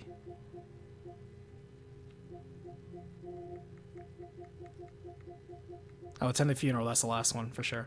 Alright, so 27% of people have base... Well, actually, how many people have beaten Odin? Did I get a... I had to have got... That had to have been a trophy, right? There we go. Yeah, here we go. So close to 40% of people have beaten this game. So that's pretty good for the first few weeks. This will get lower as the game goes on and more people play it. As time goes on, this will be saturated. Because the people who are the most avid to play this game are, of course, going to be the ones to really consume it. So far it's still pretty good. It's a little lower than average even. Like, honestly, like, for the most passionate players, they usually have, like, closer to 50%, but 40% is still pretty solid. That'll dip down. But the most passionate players clearly are platinum this game. Like 8%, like I said, is pretty high.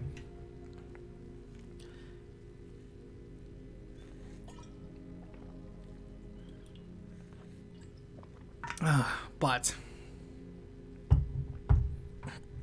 let's go ahead and wrap this up. I got a lot of side quests to do apparently. Apparently, I've heard that this game has like 20 hours worth of side quests. Given how this game had what felt like 20 hours of padding, it doesn't surprise me. But I'll do what I can to have everything done by Saturday. I know I can do this. I won't stream it. I'm going to play it on my own time just so I can move at a faster pace. But so far, I would personally rate, on everything we've said so far, what would you rate on my tier rating scale, chat? On everything, I mean, I basically already told you the answer. But, my answer, that is.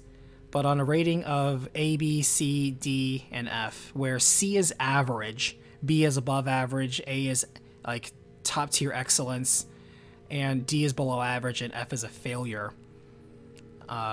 Where would you rate this? And don't forget that you can be nuanced. Like, you can have like B minuses, C pluses, D pluses, things like that, to really be like, hey, maybe this tier, but it's like on the higher end, or it's on the lower end of this, that, or the other.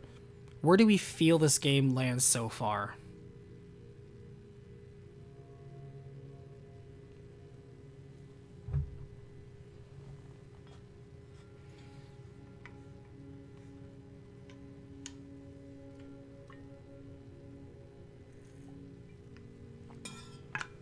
Idris says C minus. Alessandro C minus.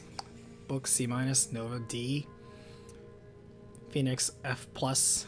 Wesley C minus. Nova D. Man, you guys really didn't like this. Maybe you didn't like my playthrough of it, or maybe I sound like I was really harsh on it. Okay, suited tribe did not grasp the subject matter. Honestly, it would be like red ink.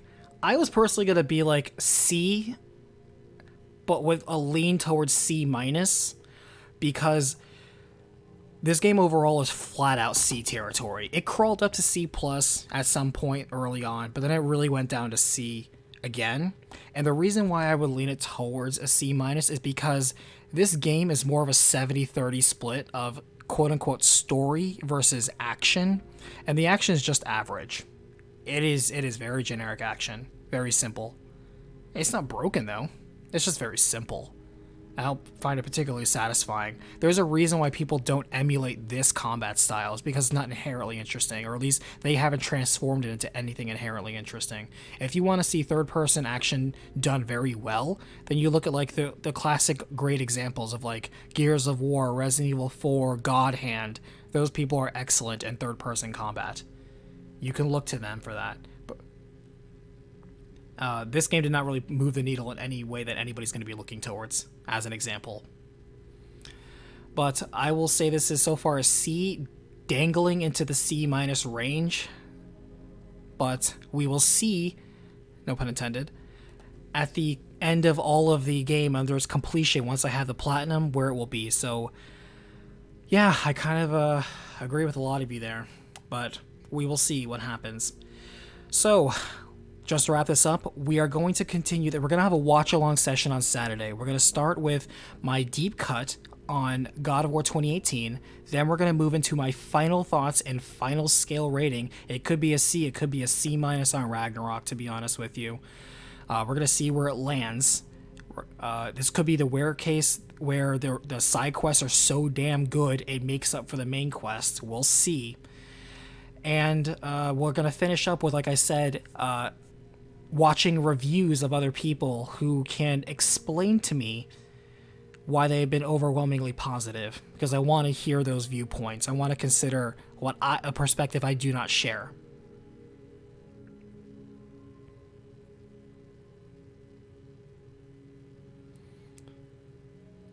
There's a lot to like, there's more to dislike in this game. Like, there's nothing wrong with a C game, to be honest with you. There are plenty of really good games that are in the C tier. So when somebody says, oh, I love this game, that's fine. You're just loving an average game. Like, there's nothing wrong with that at all.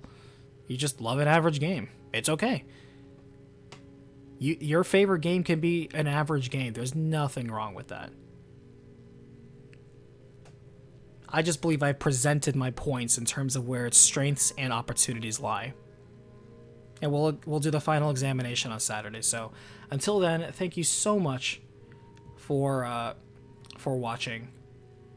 Thank you everybody for your opinion. I saw that chat got really animated when I was during the Asgard sequence. I couldn't really comment or read or catch up with chat. I apologize. I'm very amateur with that because I was too busy fighting against these higher level dudes and Odin spamming his crazy attacks all over the place. But thank you for watching. Thank you for dealing with that.